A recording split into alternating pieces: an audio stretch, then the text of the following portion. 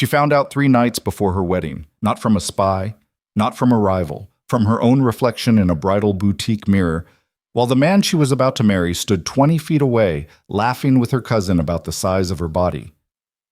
Seraphina Vale had survived betrayal before, but nothing had ever prepared her for the sound of Roman Vescari calling her a whale wrapped in silk while she still wore his ring. Chicago's underworld was about to learn something it never expected. The woman they mocked was about to become the woman they feared. If you want to watch her burn the whole empire down, hit like, drop your city in the comments, and let's see how far this story travels. The boutique on Oak Street smelled like money and desperation, which, in Seraphina Vale's experience, were two things that almost always traveled together. It was a Tuesday evening in late October, and the lake wind had turned mean 2 weeks earlier than anyone expected, rattling the boutique's floor-to-ceiling windows and pushing dead leaves against the glass in small, frantic spirals. Inside, the lighting was warm and deliberately flattering. Soft amber pools cast from iron fixtures overhead, the kind of light that made expensive things look more expensive and ordinary women feel briefly extraordinary. Seraphina did not feel extraordinary. She stood on the raised fitting platform in the center of the boutique's private suite, arms extended slightly from her sides, while the seamstress, a small, precise woman named Celeste, who had worked with Chicago's elite for 30 years and had learned to keep her face absolutely neutral, made tiny adjustments to the final seam along the hip of the wedding gown. The dress was ivory silk, custom. It had taken 11 weeks and 4 fittings to get this far, and it was, objectively, a stunning piece of work.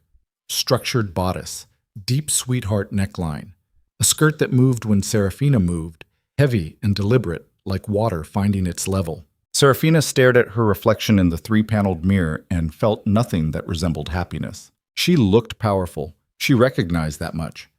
Her dark hair was pulled back for the fitting, exposing the column of her throat, the set of her jaw, the particular stillness in her brown eyes that her father used to call her boardroom face. At 29, she had mastered the art of appearing composed even when something underneath was pulling at the walls. The Vale family required that of its women. Composure was not a virtue. It was a survival mechanism. "The right panel sits better now," Celeste murmured, more to herself than to Seraphina.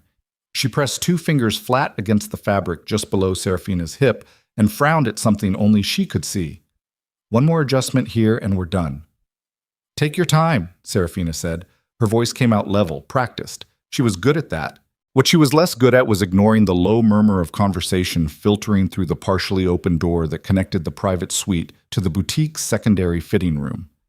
Roman had arrived 20 minutes ago, unexpectedly, which was already irritating, because Seraphina had specifically asked him not to come to the final fitting. She'd been clear about it. The fitting was a formality. She didn't need an audience. He'd shown up anyway, which was a small and familiar irritation she'd long since cataloged alongside his other habits.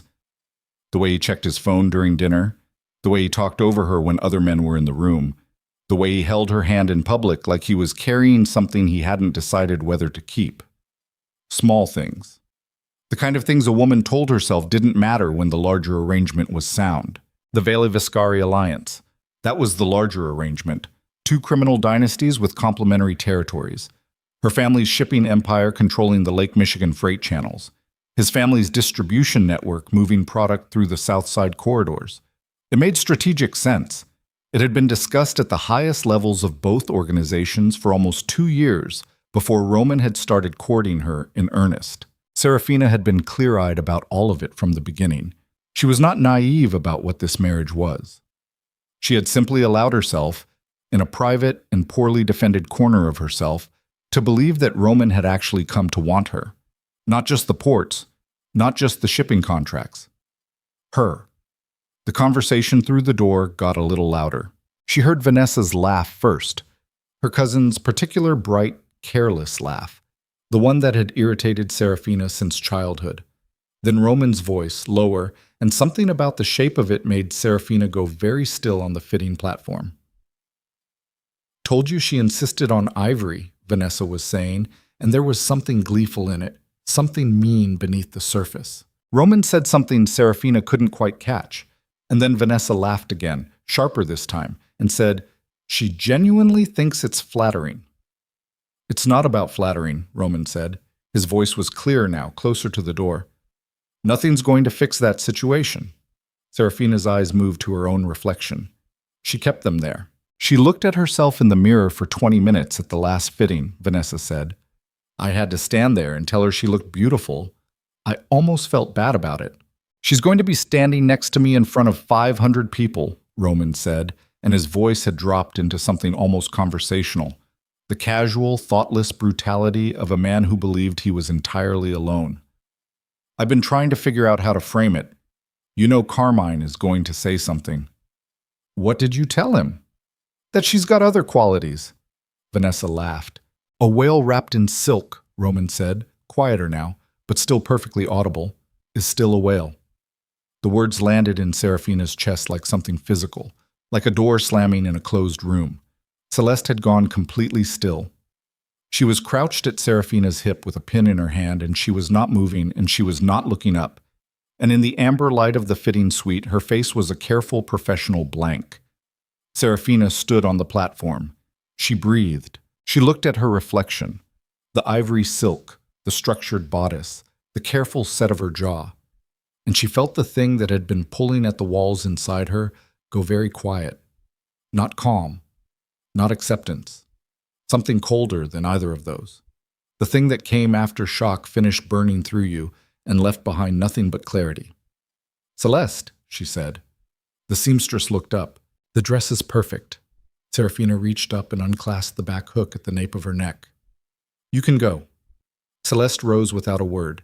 She gathered her pincushion and her measuring tape, and she walked out through the back of the suite with the particular speed of a woman who has survived 30 years of powerful people and knows exactly when to disappear. Seraphina stepped down from the platform. She reached the small velvet tray on the side table, the one that held her watch, and her earrings, and the ring. The ring was a 4-carat emerald-cut diamond in a platinum setting. Roman had presented it to her at dinner at Alinea 6 months ago with the practiced ease of a man who had rehearsed the moment. She had said yes with the practiced ease of a woman who understood what the moment required. She picked it up now. She walked to the door. She pushed it open. Roman and Vanessa were standing close together near the window at the far end of the secondary fitting room, both with champagne glasses in hand, both wearing expressions that shifted, in the half-second it took them to register her presence, from easy amusement to something that was trying very hard to rearrange itself into innocence. Vanessa was 32 and had the particular beauty of a woman who had spent considerable resources maintaining it. Dark red hair, flawless skin, the kind of elegant construction that required constant upkeep and announced itself from across a room. She was wearing a slate blue dress that cost more than most people made in a month, and she was holding her champagne flute like a prop. Roman was 35 and genuinely handsome, which had always been part of the problem. Strong jaw, dark eyes, the effortless physical confidence of a man who had never once been made to feel too much. He looked at Seraphina across the fitting room with an expression she recognized now. She recognized it, and she cataloged it, and she filed it permanently alongside everything else she now knew, as the expression of a man deciding how to manage something inconvenient. "Sarah," he said, smooth, "I thought you were finishing up." "I was," she said. She crossed the room. She stopped in front of him. She looked at his face for a long moment, at the jaw and the dark eyes and the managed expression. And she thought about 6 months of expensive dinners and rare flowers and whispered promises in candlelight. And she thought about 11 weeks and 4 fittings and ivory silk. And she thought about the particular sound of his voice saying what he had just said, casual and careless and entirely unguarded, to her cousin. Then she held out her hand and let the ring fall. It hit the marble floor with a small, sharp sound and spun twice before settling. Roman stared at it. Then he looked up at her. "What the hell?" "I heard you," Seraphina said. Something moved across his face. He had a good face for concealment. She would give him that. And for a moment she watched him make the calculation, watched him decide whether to deny or redirect or apologize. He chose a fourth option. He reached out and closed his hand around her arm. "Don't do this," he said. His voice had gone low and careful, the voice he used when he wanted to sound reasonable, and his grip was not quite hard enough to hurt, but was communicating the strong possibility of hard enough. This is not the place to make a scene. Let go of my arm. You're being emotional. I said let go. Seraphina, his thumb pressed in. If you walk away from this wedding, it will not go well, for you or for your family. You understand what I'm saying. You are not stupid, whatever else you are. She looked down at his hand on her arm. She looked at Vanessa, who had gone very still near the window with her champagne flute half raised and her flawless face doing something complicated. Then she looked back at Roman. Whatever else I am, she repeated. She peeled his fingers off her arm one at a time. Then she walked out, through the boutique floor, past the rack of sample dresses, and the glass cases of bridal jewelry and the wide-eyed young sales associate who had clearly heard more of the evening than she'd expected to and was now staring at her phone screen with aggressive determination. Through the heavy glass front door, out into the cold October air on Oak Street, where the wind off the lake hit her immediately, direct and unequivocal, cutting through the fitted blouse she'd changed back into with serene indifference to her circumstances. She stood on the sidewalk. The street was bright with shop windows and headlights moving north toward Lincoln Park. A couple walked past her arm in arm, laughing at something between them, breath fogging in the cold. Somewhere behind her, the boutique door opened and she heard Roman's voice saying her name, and she kept walking. She did not know exactly where she was going. She walked south on Michigan and then west without deciding to, letting the cold work on her face and the city noise fill in around her, cab horns and restaurant exhaust, and the deeper percussion of the L running somewhere overhead. She walked past the glass towers and the late-night bars and the bright restaurant windows full of people leaning toward each other over candlelit tables, and she thought about absolutely nothing in a deliberate and very controlled way, because the alternative was to let the thing that was building behind her sternum detonate in the middle of a public street. She ended up on Kinsey, at a place called the Wren Room. She had been there once before, almost 2 years ago, at a private event for a shipping consortium that her father had made her attend. It was the kind of bar that operated in plain sight but catered to a very specific clientele. The heavy wooden doors, the no signage policy, the host at the entrance who took your name before you came in. Old money, new crime, and the practiced indifference of people who understood that both required the same fundamental discretion. The host recognized her. He let her in without ceremony. Inside it was warm and deliberately dim, the kind of darkness that felt like a decision rather than an oversight. Leather booths along the walls, a long mahogany bar with low pendant lights above it, soft jazz from somewhere that wasn't intrusive enough to notice. The crowd was thin on a Tuesday, a few occupied booths, a cluster of men in expensive suits near the far end of the bar, a woman alone in the corner who looked like she was waiting for someone who wasn't coming. Seraphina sat at the bar. The bartender was young and unobtrusive and set a cocktail napkin in front of her without being asked. "Gin," she said. "Something cold. I don't care which one." He nodded and didn't ask anything else, which she appreciated more than she could have articulated. She sat there with her drink and the cold slowly leaving her face and the jazz playing at a civilized remove, and she thought, now, about what she had actually done. The ring on the floor of the fitting room, Roman's hand on her arm. The cold street. She ran it back through her mind methodically, the way she would assess a failed contract negotiation, and she tried to determine the scope of what was now in motion. The Vale-Vescari alliance was over. That was simply a fact. She had no illusions about the possibility of repairing it. Not after what she'd heard, not after walking out in front of boutique staff who would talk, because they always talked, because everyone in this city always talked. By morning, it would have traveled through every relevant corner of Chicago's underworld. Her father would be furious. Domenico Vale was 71 and had built the shipping empire with his own hands, and 2 bad decades, and he still ran every significant decision through the same calculus: what was good for the business.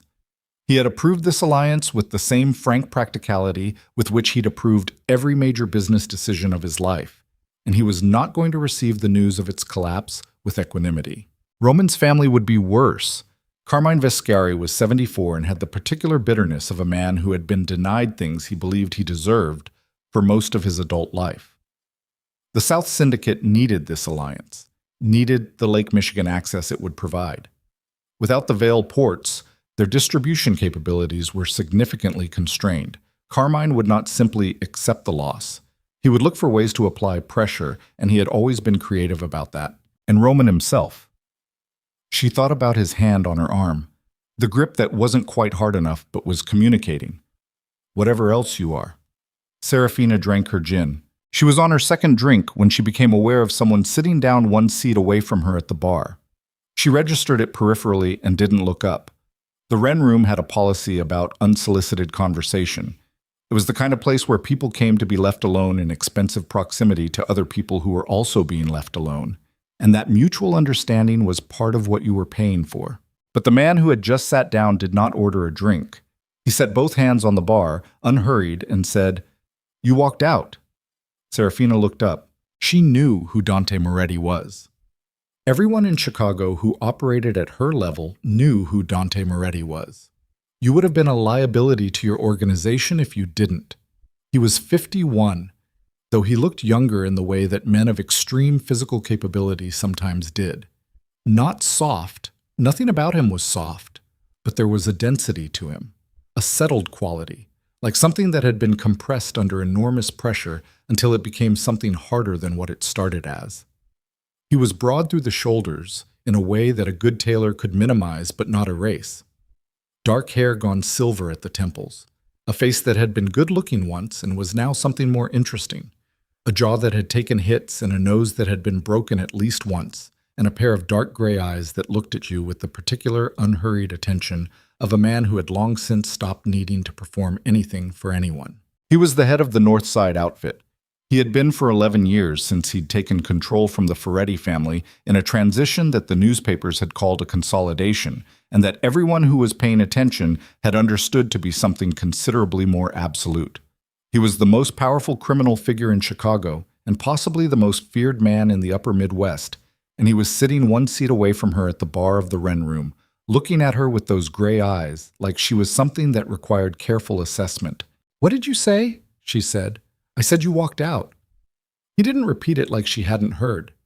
He repeated it like the fact itself was worth examining. "From the boutique on Oak, the Vescari engagement." Seraphina turned fully toward him. "How do you know about that?" "It happened 45 minutes ago, and you're in a bar known to half the city's senior crime figures." He glanced at her glass. "I know about most things that happen in my city." "His city," Seraphina said. "Roman city, according to Roman. Roman Vescari is a mid-level underboss with a good family name and poor judgment." Dante's voice was even. He wasn't performing the assessment. He was simply delivering it, the way you'd read a balance sheet. He has held together his father's operation on the strength of inherited loyalty and nothing else. The South Syndicate loses 3 to 4 million annually in logistics inefficiency because he hasn't updated his distribution protocols in 6 years. A pause. "But you know all of this already." She did. She had read the numbers before she'd agreed to the courtship. She was her father's daughter in at least that respect. "You've been sitting here since I came in," she said. "I was here before you arrived. And you decided to come over now because you've been sitting at that bar for 40 minutes with the very specific posture of a person who is conducting a threat assessment," Dante said. "And I thought it was worth having the conversation before you left." Seraphina looked at him for a long moment. "What conversation?" He turned toward her on the bar stool. "Not fully, just enough. The Vescari family will not accept this quietly. You know that. Carmine is going to interpret a broken engagement as an act of aggression against the family. He's going to try to force the alliance through other means. Pressure on your father, on the shipping contracts, possibly on you directly. I'm aware of the risks. Are you aware that 3 of your father's port captains have been taking supplemental payments from the Vescari organization for the past 18 months?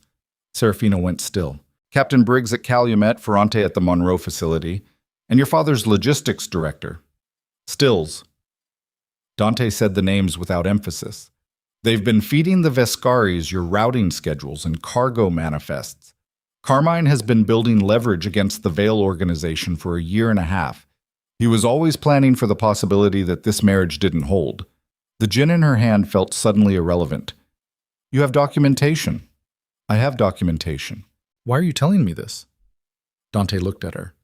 The gray eyes were steady and did not perform anything. Because I have a proposition for you. A proposition, she said. The Viscaris are going to move against your family's operation in the next 30 to 60 days. They have the leverage to make it damaging.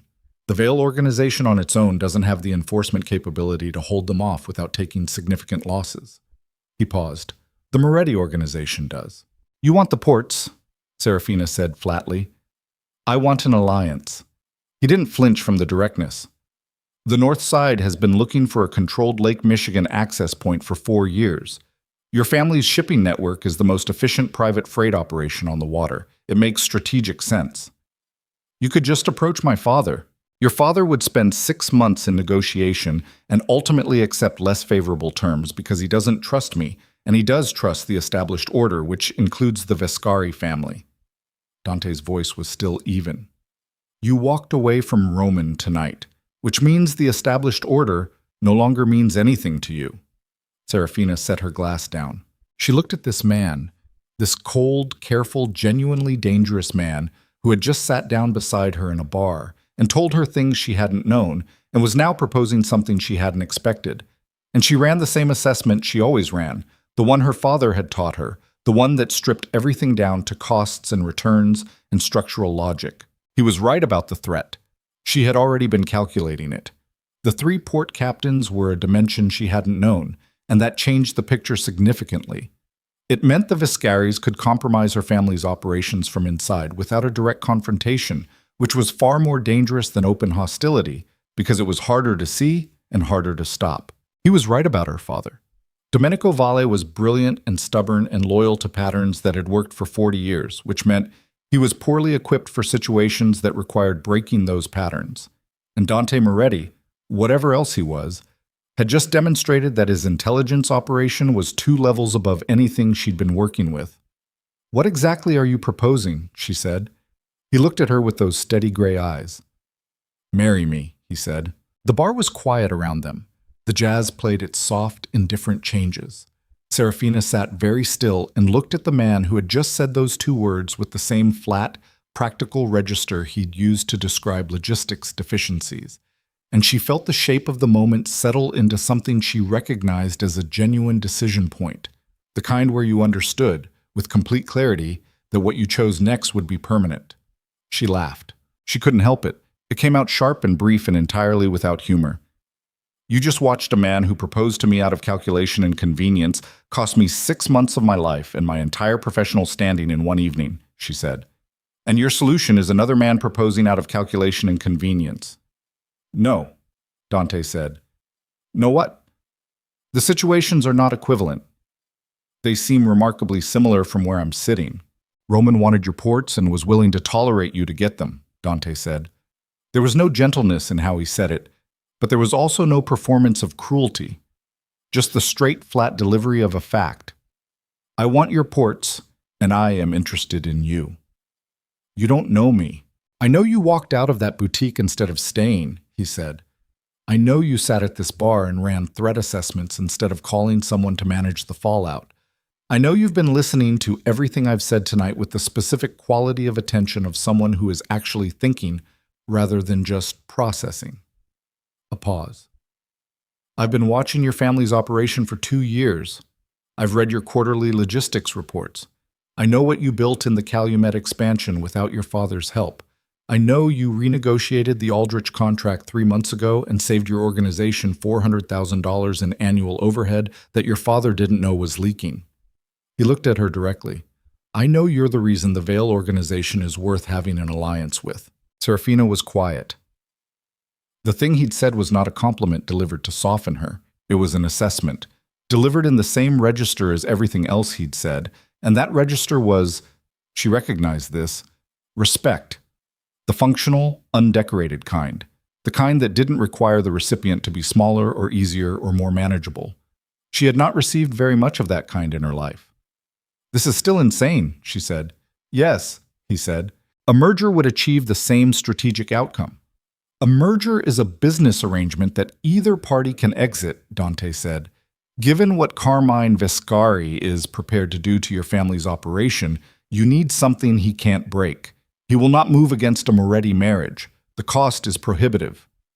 And the cost to me? she said. Marrying a man I don't know to avoid a war someone else started?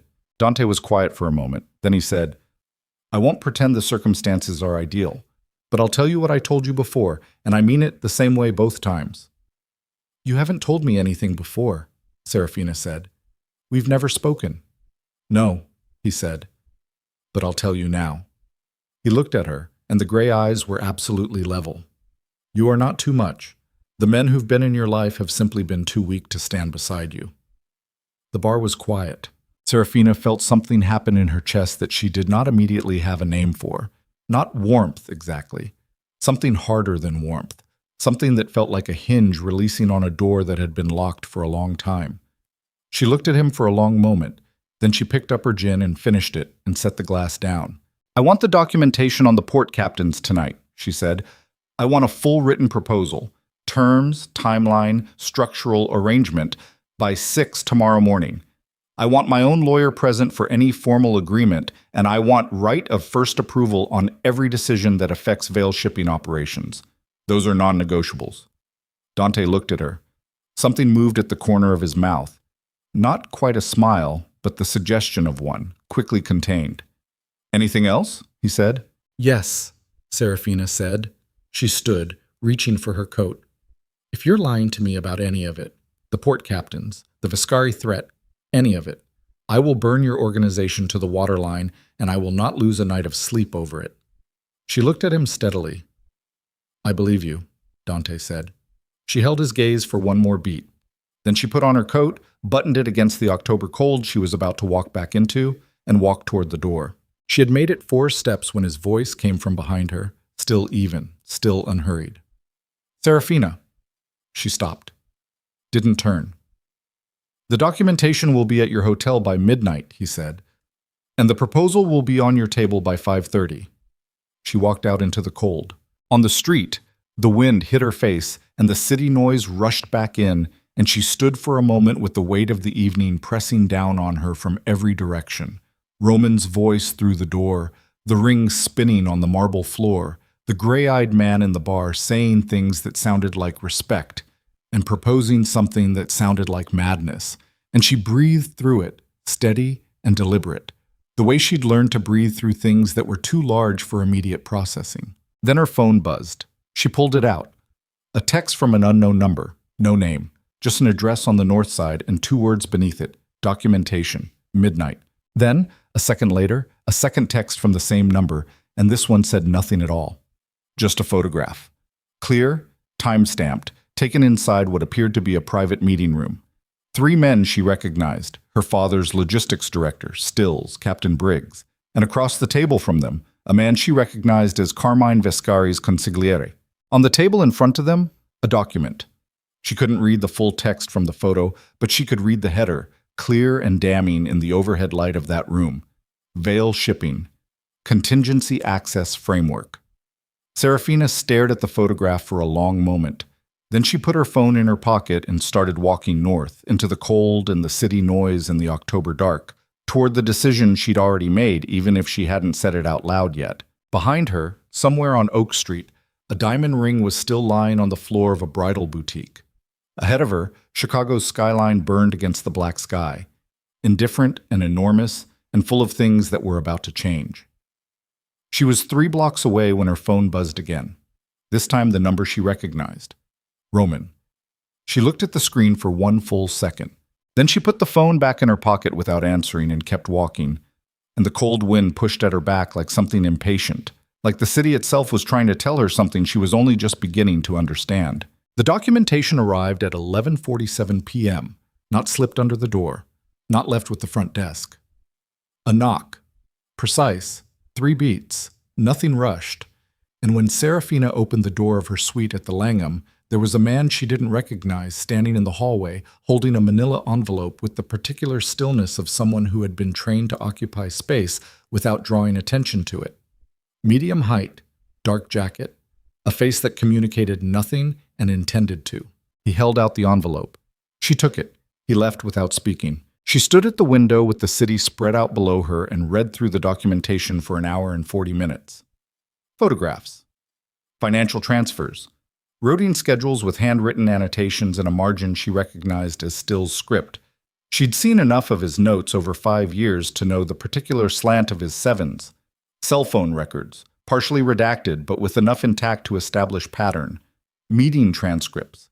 And at the back of the folder, a single page that was worse than all of it combined, a draft contract between the Vescari organization and a Hong Kong logistics firm, outlining terms for acquiring controlling interest in 3 Vale freight terminals, contingent on the dissolution of the Vale-Vescari marriage agreement. Contingent on the dissolution, meaning Carmine Vescari had already been planning for the possibility that the marriage failed, meaning the contingency had been drafted before tonight, meaning it was possible. She sat with this for a long time, the city lights blurring slightly below her. It was possible that Roman had been told to let the marriage fail, that the insults hadn't been careless, that the cruelty in the boutique had been a performance, calculated and deliberate, designed to push her out so the Hong Kong deal could proceed. She set the folder down on the desk and stood with her hands flat on the surface and breathed through the particular kind of fury that doesn't announce itself loudly. The cold, architectural kind. The kind that doesn't want to break anything. It wants to dismantle everything, systematically, piece by piece, until there's nothing left worth salvaging. At 5:22 a.m., her phone screen lit up with an incoming document from the same unknown number that had texted her the photograph. She opened it, 12 pages, clean formatting, detailed terms. She read it twice. Then she picked up her phone and called her lawyer. Elena Marsh was 54 and had represented the Vale organization for 19 years and had the useful quality of not sounding surprised by anything at 5 in the morning. Seraphina read her the key structural terms over the phone. Elena asked 4 questions, made 2 suggestions, and said she'd be at the Langham by 8. "One more thing," Seraphina said. "Go ahead. I need you to run a quiet assessment of our exposure on the Calumet terminal, specifically around the lease renewals and the operating licenses." A pause. "That's not a small project. Start with the lease renewals. You think there's a problem?" "I think someone was building a problem," Seraphina said. "I want to know how far along they got." She hung up and stood at the window and watched the city go gray and then slowly pink at the horizon above the lake, the light coming up flat and cold over the water. And she thought about her father. Domenico Vale was going to find out what his logistics director had been doing, and that was going to be its own particular kind of damage, because her father had trusted Stills for 11 years and trusted Roman's family for 2 and trusted the established order for 4 decades. And every one of those trusts had just been revealed as exploitable. She needed to be the one who told him, before anyone else did. She called him at 7. The phone rang 4 times, which was unusual. Her father was always awake by 6, a habit from his years running the docks personally. On the 5th ring, he picked up, and his voice was not the voice of a man who had just woken up. "I've been waiting," Domenico said. "Then you already know. I know you walked out on Roman Vescari last night in front of witnesses." A pause. "I know you were seen at the Wren Room afterward." Another pause, this one heavier. "And I know that Carmine Vescari called me at 11:30 last night and told me that my daughter had disgraced his family and that he expects a resolution by the end of the week." "Did he say what resolution?" "He said the wedding proceeds or the alliance is formally dissolved and we handle the consequences." Her father's voice was controlled. He was angry. She could hear it in the control itself, in the particular flatness that replaced his usual warmth when he was managing something he didn't want to mishandle. "Seraphina, what happened?" "I'll tell you in person," she said. "I need you to come to the Langham. Bring no one from the office. No Stills, no Ferrante, no Briggs." Silence. "Papa," she said, "please trust me." He came at 9. He walked into the suite with the careful movements of a man who was holding himself together through sheer disciplinary habit, and he looked at her across the room, at the folder on the desk and the city outside the window and her face, and something in his expression shifted from managed anger to something more uncertain. She told him everything. The documentation first, walking him through it piece by piece, watching his face go through things she had rarely seen it go through: disbelief, recognition, the particular devastation of a man confronting the specific shape of his own misplaced trust. When she got to the Hong Kong contract draft, his jaw set hard and he stopped looking at the folder and looked at the window instead. Then she told him about Dante Moretti. The silence after that was longer. "No," Domenico said. "I need you to look at the proposal before—" "Moretti!" He said the name like it was a piece of bad weather. "Seraphina. You understand what that man is." "I understand exactly what he is," she said. "I also understand what Carmine Viscari is, which I apparently understood more clearly at 29 than we did collectively as an organization for the past 2 years. This is not— The Viscaris have 3 of our people," she said. "They have routing schedules. They have the Hong Kong firm ready to move on Calumet the moment the alliance collapses. If we try to hold them off alone, we are going to lose terminals, and we are going to lose them fast." She looked at her father steadily. "Moretti's proposal gives us enforcement coverage. It formalizes the Lake Michigan access in a way that is mutually beneficial, and it removes the Viscari threat structurally. Read the terms." "You haven't agreed to this." "Not yet. But you're going to." She held his gaze. Domenico Vale looked at his daughter for a long moment with the expression of a man who was recognizing something he had not seen coming, which was itself unusual enough to be significant. Then he reached for the folder. He read it for 20 minutes without speaking. Elena arrived at 9:08, and the 3 of them sat around the suite's dining table and went through the terms line by line. Elena had 2 substantive objections. Seraphina had already identified both of them and had prepared counterpoints. By 10:15, they had a revised position. At 10:30, Seraphina sent a message to the number that had delivered the documentation. "Revised terms attached. I'm available at noon." The response came in 4 minutes. "Noon. The Langham Bar." Her father looked at the message over her shoulder and said nothing for a moment. Then, "You're going to walk in there and negotiate with Dante Moretti." "Yes." "At noon today." "Yes." Domenico was quiet. He looked at his hands on the table. He was 71, and his hands showed it. The knuckles enlarged, the skin thinned enough to show the tendons. But they were still large hands, still the hands of a man who had moved freight and broken contracts and built something real from difficult material. "Your mother would have done something like this?" he said finally. Seraphina didn't say anything. She was also impossible to argue with once she'd decided. He stood slowly, straightening his jacket. "I'm going to need time with Stills." "I know. Don't tell me what you want me to do with him." "I won't." He left. Elena stayed, going over secondary provisions in the proposal with a yellow legal pad and the focused expression of a woman running calculations. Seraphina showered and changed into a charcoal wool dress and low heels and stood at the bathroom mirror for exactly as long as she needed to, and not 1 second longer. She was in the bar at 11:58. Dante was already there, at a corner table removed from the rest of the room, with a glass of water and nothing else. He stood when she arrived, which she noted without comment, and waited until she was seated before sitting down himself. They negotiated for an hour and 40 minutes. It was not comfortable. He was precise and unhurried, and he did not concede anything he hadn't already calculated the cost of conceding, and she did not either. And there were 2 points where the conversation went hard and direct, and she felt the full weight of exactly what kind of man she was sitting across from. Not threatening. He did not threaten, but absolute, in the way of someone who has long since moved past the need to perform authority, because the authority itself was just a fact of the room. She held the line on the Calumet operating terms. He conceded on the revenue-sharing timeline. She conceded on the enforcement structure. He didn't move on the formal arrangement.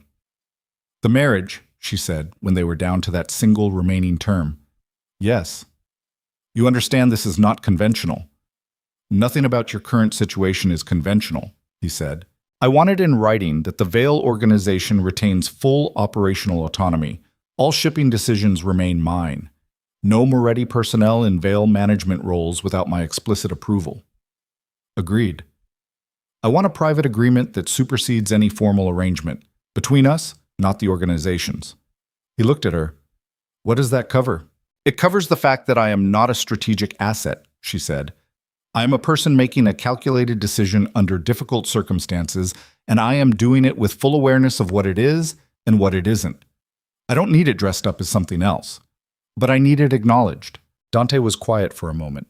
His hands were on the table, large and still, a faded scar running across the back of the right one. He looked at her with those gray eyes, and there was something in them she hadn't seen there before. Something that was not calculation. "You have my word," he said. "Your word isn't a document." "No," he said, "but I think you're good at reading whether a man means what he says." She looked at him for a long beat. "Thursday," she said. "We do this Thursday. I want it done before Carmine makes his next move." Dante nodded once. They stood. He extended his hand. She shook it, his grip firm and complete, nothing performative about it, and she held his gaze and he held hers, and then she let go and picked up her jacket. "One more thing," she said. "Go ahead." "Roman called me 11 times last night." Dante's expression didn't change. "I know. He's going to find out about this before Thursday." "Yes. How do you want to handle that?" Dante picked up his water glass, took a measured drink, set it down. "I think," he said, "that we let him find out the way men like Roman always find out things. Through someone he trusted who trusted someone they shouldn't have." He looked at her calmly. "By tomorrow morning, every senior figure in the South Syndicate will know that Seraphina Vale had breakfast this morning with Dante Moretti's legal counsel. By tomorrow evening, they'll know the shape of what's coming. You want him to panic." "I want him to make a mistake," Dante said. "Panicked men make worse mistakes than angry ones." Seraphina thought about that for a moment. Then she nodded, once, and left. The mistake Roman made was faster than either of them expected. She was back in her suite by 2 in the afternoon when Elena called to tell her that someone had filed a formal complaint with the Chicago Port Authority alleging irregular documentation on 3 Vale freight shipments out of the Monroe terminal. The complaint had been filed anonymously, but the specific shipment numbers referenced were not publicly available. They were internal routing codes that only someone with inside access to Vale operations could have known. Stills or Ferrante or Briggs, or all 3 operating together, moving faster than she'd anticipated, which meant Roman was not waiting to confirm what he'd heard before starting to apply pressure. She called Dante. He picked up on the second ring. "Port Authority complaint," she said. "Filed this afternoon against Monroe Terminal. Internal routing codes. It's one of ours." "Briggs," Dante said, without hesitation. "He's the most likely to move fast. Stills is cautious, and Ferrante follows Stills." "Can you contain it?" "I have a contact at the Port Authority. It won't go further than the initial filing. But Seraphina—" A pause, just one beat. "This means they already know about this morning." "I know." Carmine moved quickly, which means Roman called him last night, not this morning. She stood at the window again, looking at the lake. The water was gray and slightly choppy under an overcast sky, whitecaps visible on the surface. "What does that change?" "It means Carmine was already in motion before the complaint. The Port Authority filing is a message, not a strategy. He's telling you he can hurt you quickly and asking whether you're still willing to negotiate." "I'm not negotiating with Carmine Viscari." "No," Dante said. "You're not." She hung up. At 4 in the afternoon, she received a delivery at the suite. A small white box, no return address, hand-delivered through the hotel's front desk. Inside, wrapped in tissue paper, her engagement ring. The 4-carat diamond in the platinum setting, cleaned and reboxed as if new. Attached, a card in Roman's handwriting. 4 words. "Don't make this worse." She set the ring on the desk and looked at it for a moment. Then she picked up her phone and took a photograph of it. The ring in the box, the card beside it, and sent it to Dante with a single line of text. "He's scared." The response came immediately. "Good." That evening, her father called her from the Calumet terminal, where he had spent the afternoon going through records with his private accountant and without Stills, who had been asked to take an indefinite leave of absence pending a review. Ferrante had been removed from the Monroe facility that afternoon. Briggs was next. "How bad?" she asked. "The Calumet lease has a subordination clause," her father said. His voice was tired in a way she hadn't heard it in years. "Buried in a 2019 amendment. It allows a third party to assume operational control under certain default conditions. Those conditions are—" He stopped. "They're conditions that Stills has been creating, quietly, over 18 months. Seraphina sat down. If they trigger the clause, her father continued, we lose operating control of Calumet without a formal acquisition. They don't have to buy it.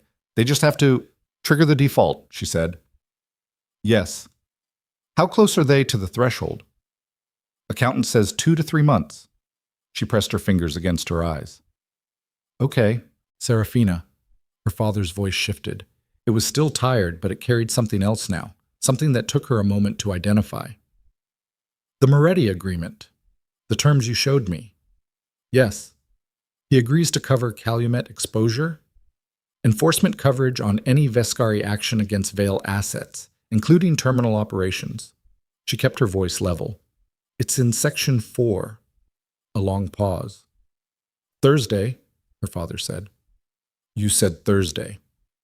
Yes. I'll be there, he said. Whatever you need me to sign. She sat with the phone in her hand after he hung up and looked at the room. The folder on the desk, the ring in the white box, the city outside going dark as the evening came in off the lake. And she felt the full accumulated weight of the past 24 hours settle onto her shoulders with the particular solidity of things that were now irrevocable. She had been engaged to Roman Vescari yesterday morning. She was going to marry Dante Moretti on Thursday. The ring on the desk was from a man who thought 4 words on a card could undo what she'd heard through a boutique door. She picked up the box. She walked to the window. She thought briefly about what it would feel like to throw it, but that was theater, and she was done with theater. She set it back on the desk. Tomorrow, she had 3 meetings.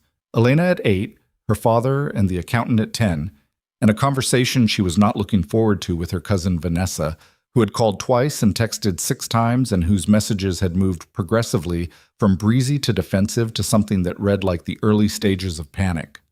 Seraphina had not responded to any of them. She was still deciding what Vanessa was to her now, and that was a question she did not have the bandwidth to answer tonight. At 10:15, her phone rang. Unknown number. Different from Dante's, different from the documentation contact. She almost didn't pick up. She picked up. Miss Vale.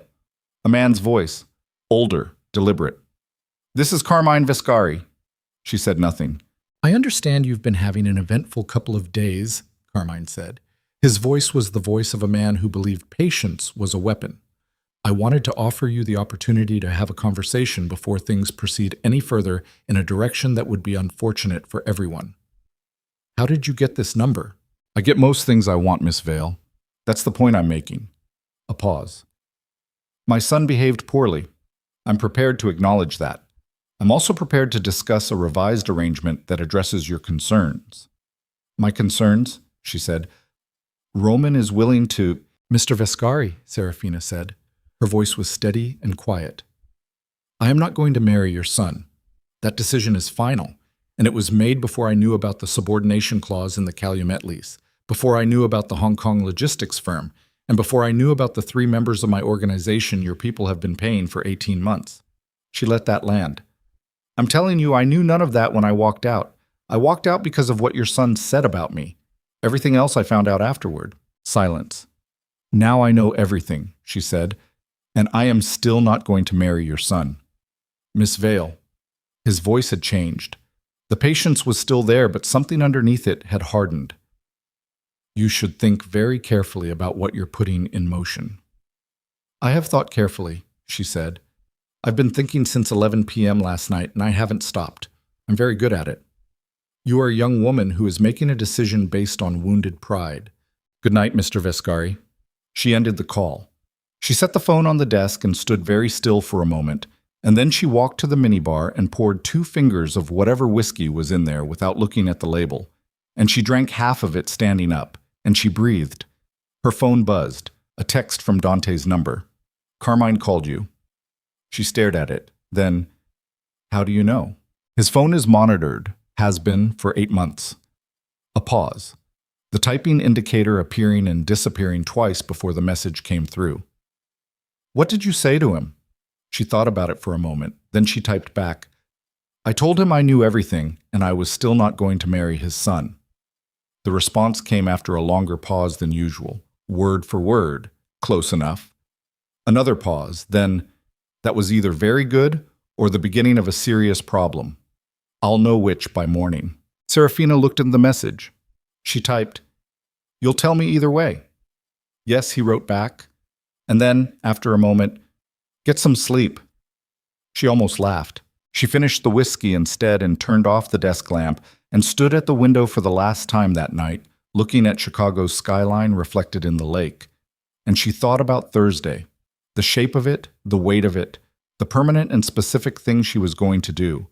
And she felt, beneath the exhaustion and the cold logistics of it all, something she didn't entirely trust yet, the faint, stubborn insistence that she was moving in the right direction. Her phone buzzed one final time. She looked at it, expecting Dante.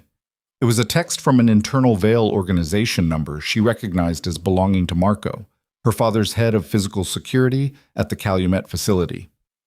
The text was 3 words and a photograph. The 3 words were, "Someone was here." The photograph showed the main access gate of the Calumet terminal, timestamp 9:47 p.m. The gate was intact. The security camera above it was intact. But in the upper left corner of the frame, almost out of range, barely caught by the angle, were the taillights of a vehicle pulling away. A black SUV, no plates visible. Seraphina stared at the photograph for a long time. Then she called Dante. He picked up on the first ring, which told her he hadn't been asleep either. "Calumet," she said. "Someone was there tonight. Black SUV, no plates, 9:47 p.m. A beat of silence. "They weren't there to look," Dante said. His voice had gone to a different register, not cold exactly, but stripped of everything that wasn't operational. "They were there to plant something or to photograph the security layout." "For what?" "For a move," he said. "Carmine is done talking." Another beat. "Seraphina, we can't wait until Thursday." She stood at the window with the phone against her ear and the photograph on her screen and the whiskey glass empty on the desk behind her. "When?" she said. "Tomorrow morning," Dante said. 7 a.m. Viscari Estate. Her breath caught. "We're going to them. We're going to them first," he said, "but before they come to you." The line hummed between them. "Wear something they'll remember," Dante said, and the line went dead. She wore emerald green, not because Dante had told her to wear something they'd remember. She'd made that choice before he said it, pulling the dress from the garment bag at 6 in the morning with the particular clarity of someone who has slept 3 hours and woken up already decided. The dress was silk crepe, structured at the shoulder, fitted through the body, the color of something expensive and uncompromising. She put it on and looked at herself in the bathroom mirror and did not adjust anything. She was ready by 6:40. Dante's car arrived at 6:50, a black town car with a driver she didn't recognize and a second vehicle behind it that she understood without being told was not for luggage. She came down through the lobby without stopping at the front desk and got into the back seat, and Dante was already there, in a charcoal suit with no tie, his hands resting on his knees, looking out the window at the gray morning street. He looked at her when she got in. Something moved across his face, brief, contained. And then he looked back at the window. "The Viscari estate is in Kenilworth," he said. 40 minutes. "I know where it is. Carmine will have 4 to 6 people in the house. Possibly more if he moved people overnight." He said it the way you'd describe weather. "We have 2 cars. My people stay outside unless I call them in." "You're not bringing anyone inside?" "No." "Neither am I." He looked at her again. "You don't need to be in the room when I talk to Carmine." "Yes, I do," she said. He held her gaze for a moment. Then he nodded once and looked back at the window, and they rode north through the early morning city in silence, the streets still half empty, the lake visible in gray slices between the buildings as they moved up the lakefront. She thought about what she was doing. She had been thinking about it since she'd hung up the phone at midnight, and she had not arrived at a different conclusion, which she took as confirmation rather than stubbornness. Going to Carmine before he made his next move was the only structural advantage available to them. Every hour they waited was an hour the Viscari organization used to further compromise Vale assets or set additional pressure points. The Calumet situation was 2 to 3 months from critical, but that was 2 to 3 months under normal conditions. Carmine could accelerate the default triggers if he decided to move aggressively, and the black SUV at the terminal last night suggested he had already decided. She also knew that walking into the Viscari estate was not without risk. Carmine was 74 and had operated at the top of Chicago's criminal structure for 30 years, which meant he had not survived by being reckless, but it also meant he had not survived by tolerating challenges to his authority. She was coming to him with Dante Moretti at her side. That was not a subtle message. That was a declaration delivered to his front door. The Kenilworth house was large and deliberately understated in the way of old money that had decided visible excess was a liability. Brick exterior, iron gates, a circular drive with mature trees that had been there longer than anyone currently living in the house. Two men visible near the entrance, standing with the particular posture of people who were being professional about what they were doing. The car stopped at the gate. A brief exchange between Dante's driver and the gate intercom.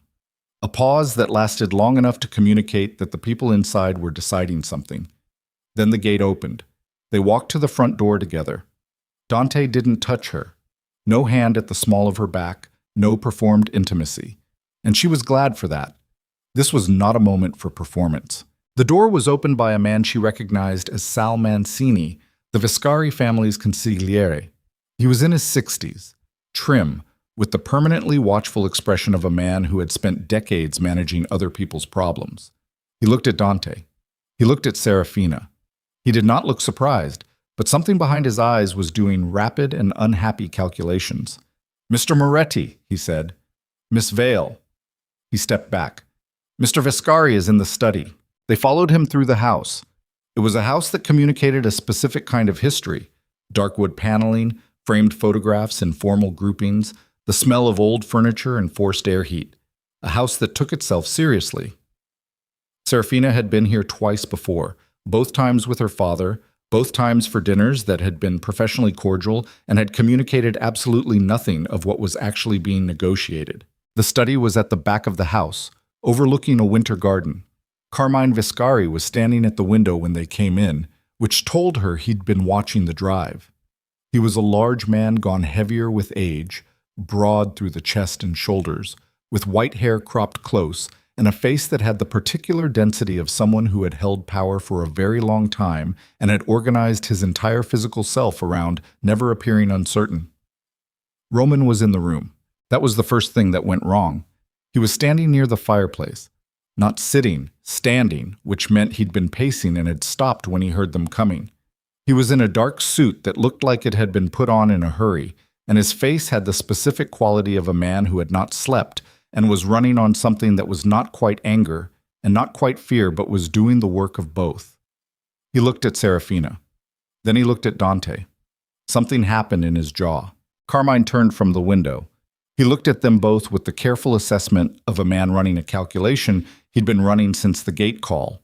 Then he gestured at the chairs arranged in front of his desk with a deliberateness that communicated he was choosing to treat this as a meeting rather than an intrusion, which was itself a decision about what kind of power he wanted to project. "Sit down," he said. No one sat. "Mr. Viscari," Dante said. His voice was perfectly level. "You sent a vehicle to the Calumet terminal last night." Carmine's expression didn't shift. "I don't know what you're referring to." "That's fine," Dante said. "You don't need to confirm it. I'm telling you that I know, so that we're starting from an accurate place." "You came to my home at 7 in the morning, Carmine said, "to tell me what you know." "I came to your home to offer you an exit," Dante said, "before the alternative becomes necessary." Roman moved. Not toward them. Just a shift of weight. A repositioning near the fireplace. The movement of a man who needed to do something with the energy in his body. He looked at Seraphina again, and this time she looked back. And what she saw in his face was not remorse. It was the specific frustration of a man who had made a calculation that wasn't working out the way he'd planned. "You don't have the standing to come into this house and offer me anything," Carmine said. He said it without heat, which was more effective than heat would have been. The Moretti organization does not have a claim on Vale shipping. Whatever conversation you've had with Seraphina in the past 48 hours is a private matter, and it has no standing in this room. "It will have standing Thursday morning," Dante said, "when it becomes a formal arrangement." The room went quiet. Roman's head came up. Carmine looked at Seraphina for the first time since they'd walked in. Really looked at her. Not the managed, assessing look he'd given her at dinners, but the direct, stripped look of a man revising his understanding of a situation. Is that what this is? He said. Not a question. Yes, Seraphina said. You're marrying Dante Moretti. Yes. Carmine was silent for a moment. Then he turned to look at his son. Roman was looking at Seraphina with an expression she had not seen on his face before. It was not anger, though anger was underneath it. It was something rawer than that. The specific, ugly look of a man confronting evidence that something he had dismissed as leverage had become something else entirely, something he could no longer manage or contain. You don't know what you're doing, Roman said. His voice was tight and controlled and not quite succeeding at either. You said that on the phone last night, Seraphina said. 11 times. This isn't... He stopped, pressed his lips together. Dante Moretti is not... Roman. Carmine's voice was sharp and brief, a single cut. Roman stopped. Carmine looked at Dante. The calculation behind his eyes was visible now, running openly in the way of a man who had decided there was no advantage to concealing it. What are the terms? He said. Complete withdrawal from Vale assets, Dante said. The 3 employees returned to Vale operational control pending the organization's own review. The Hong Kong arrangement dissolves. The Port Authority complaint is withdrawn by end of business today. And if I decline? Then the Moretti organization considers the Calumet action a hostile move against an allied asset, Dante said, and we respond accordingly. The words were not loud. They didn't need to be. Carmine looked at him. The silence went on for a long moment, and in that silence Seraphina could hear the fire moving in the grate, and somewhere deeper in the house a door closing, and the particular quality of a room in which everyone understood what was actually being said beneath the words being spoken. Then Roman said, He doesn't know. She turned and looked at him. Roman was looking at his father. Something in his face had changed. The controlled frustration had opened into something more complicated, something that looked almost like it was making a decision. Roman, Carmine said, low, precise. A warning. She doesn't know either, Roman said. He looked at Seraphina now. Dante Moretti has been trying to acquire access to your family's Lake Michigan terminals for 4 years. You know that. What you don't know... He stopped, looked at his father, looked back at her. What you don't know is that he's the reason the Calumet subordination clause exists. The fire crackled. Somewhere a clock ticked. Seraphina stood very still.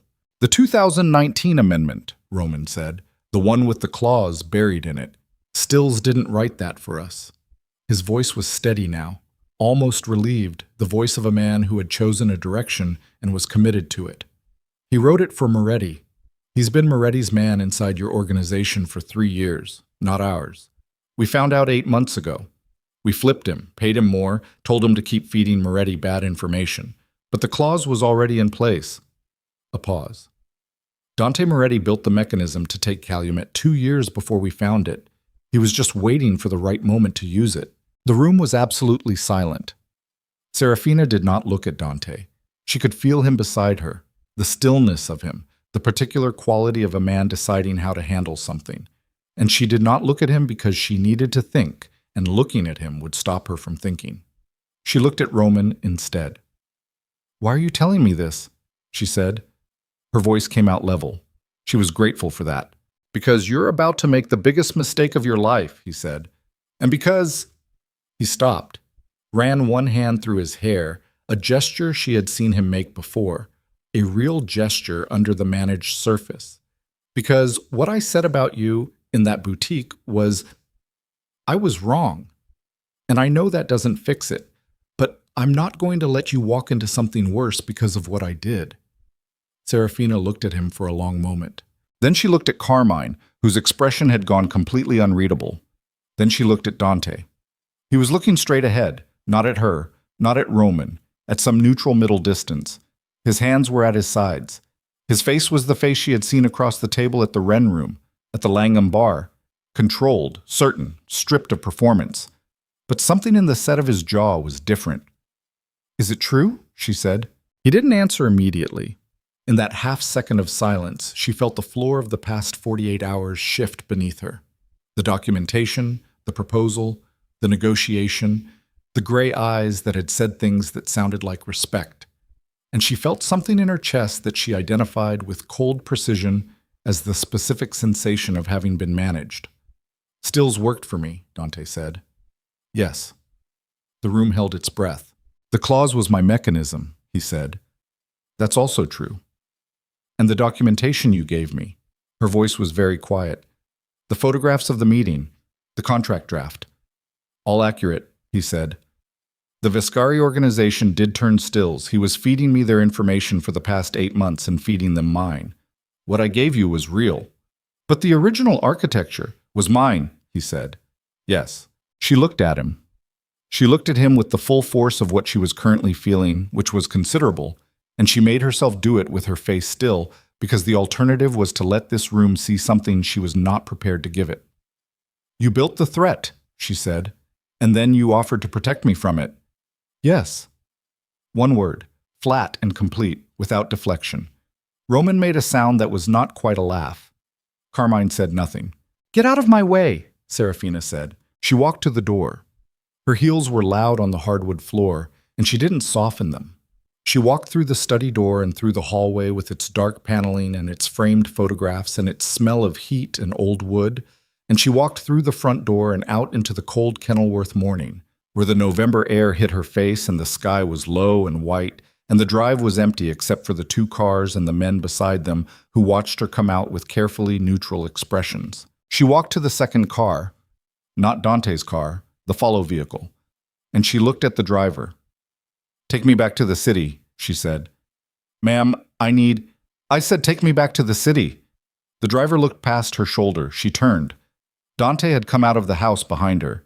He was walking toward her at the unhurried pace of a man who understood that speed would make things worse and had decided on a different approach. She turned back to the driver. Now, she said. The driver looked at Dante. One beat. Then he looked at Seraphina, and something in her face must have communicated something definitive, because he reached back and opened the rear door. She got in. Dante reached the car as the door closed. He did not try to stop it. He stood on the drive, and she could see him through the window. The gray sky behind him, the iron gate at the end of the drive, his hands at his sides. And then the car moved, and the drive fell away behind her, and the gate came and went, and she was back on the Kenilworth streets with the bare trees and the lakefront houses and the flat November sky above everything. She sat in the back seat and looked at the street and breathed. She was aware with absolute clarity of the shape of where she was. The Vale organization was exposed at Calumet. That was real, regardless of who had built the exposure. The Viscari organization was still a threat. The black SUV, the Port Authority complaint, the 3 compromised employees, all of that was real, regardless of how Dante had used it. The threat did not become fiction because the man who had offered to neutralize it had also helped create it. But the alliance was gone. The proposal was compromised at its foundation. The private agreement, the terms, the gray eyes saying, "You have my word," all of it now had a second meaning, a corroded one, and she could not look at any of it the same way. She called Elena. "I need you to pull the Moretti proposal," she said when Elena picked up.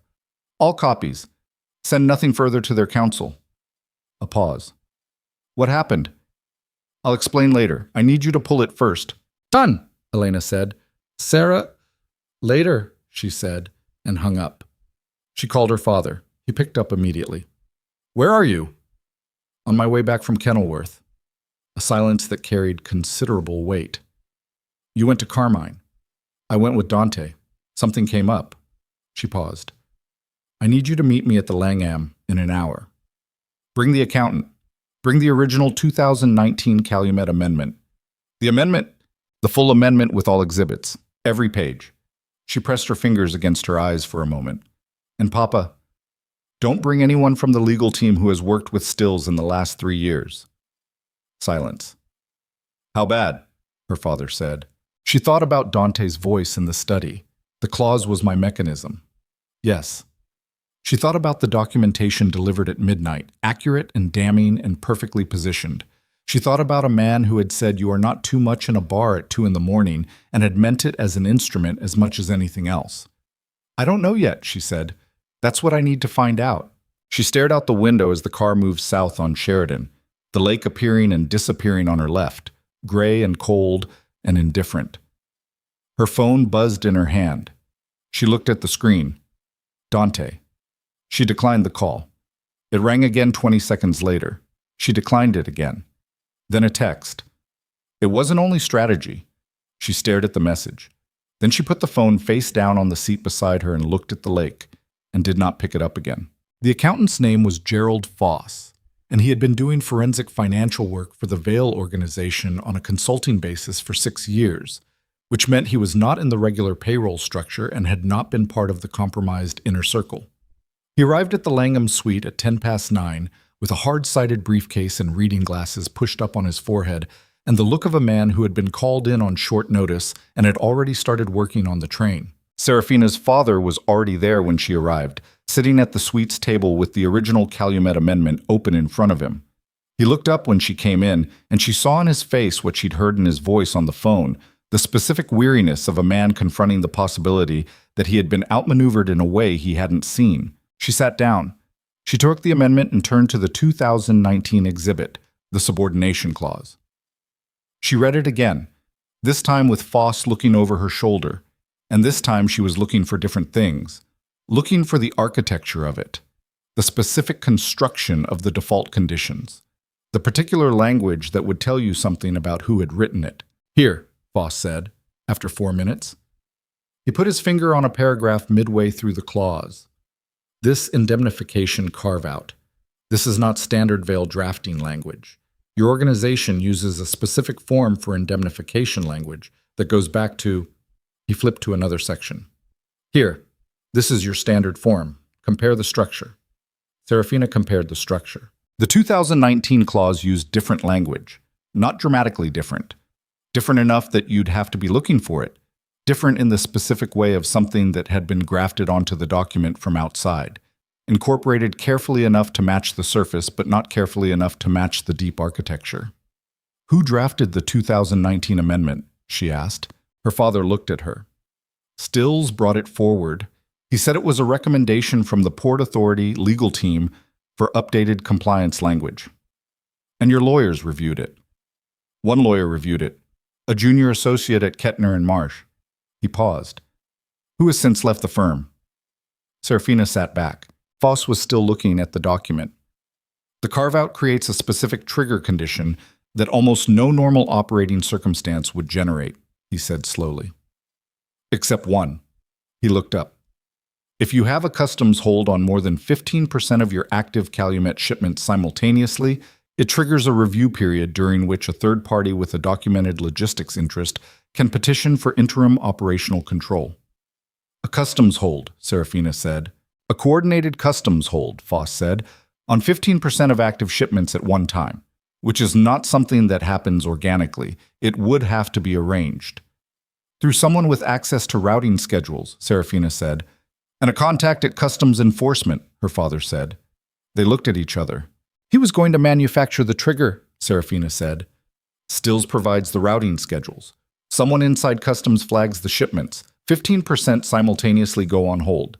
Dante petitions for interim control under the clause. She looked at the document. How long does the interim control period last? Foss looked. 90 days initially. Renewable. In 90 days, you can restructure an entire operation, her father said. In 90 days, Seraphina said quietly, you can make the interim permanent. The suite was very quiet. Outside, the city went about its Tuesday morning, indifferent to what was being understood inside this room. Her father reached out and closed the amendment. He set his hands flat on top of it. He looked at Seraphina with the expression of a man who is deciding how much of what he is feeling he is going to allow to be visible. He came to you that night at the Wren Room, he said.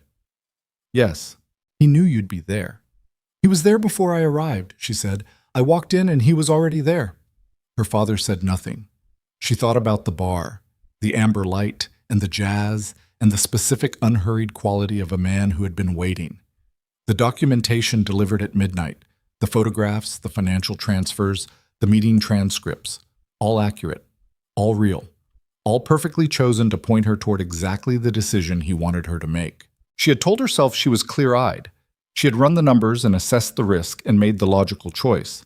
She had been proud of that, the cold strategic clarity of it, the refusal to be naive. She had been managed. Not roughly, not stupidly. Expertly, by a man who had been building toward this moment for 2 years and had simply waited for the right event. Roman's cruelty, her walkout, the exposed vulnerability of a woman with a genuine problem and no obvious solution, to put himself in the room. Her phone buzzed on the desk where she'd set it. Dante again. She stared at the screen.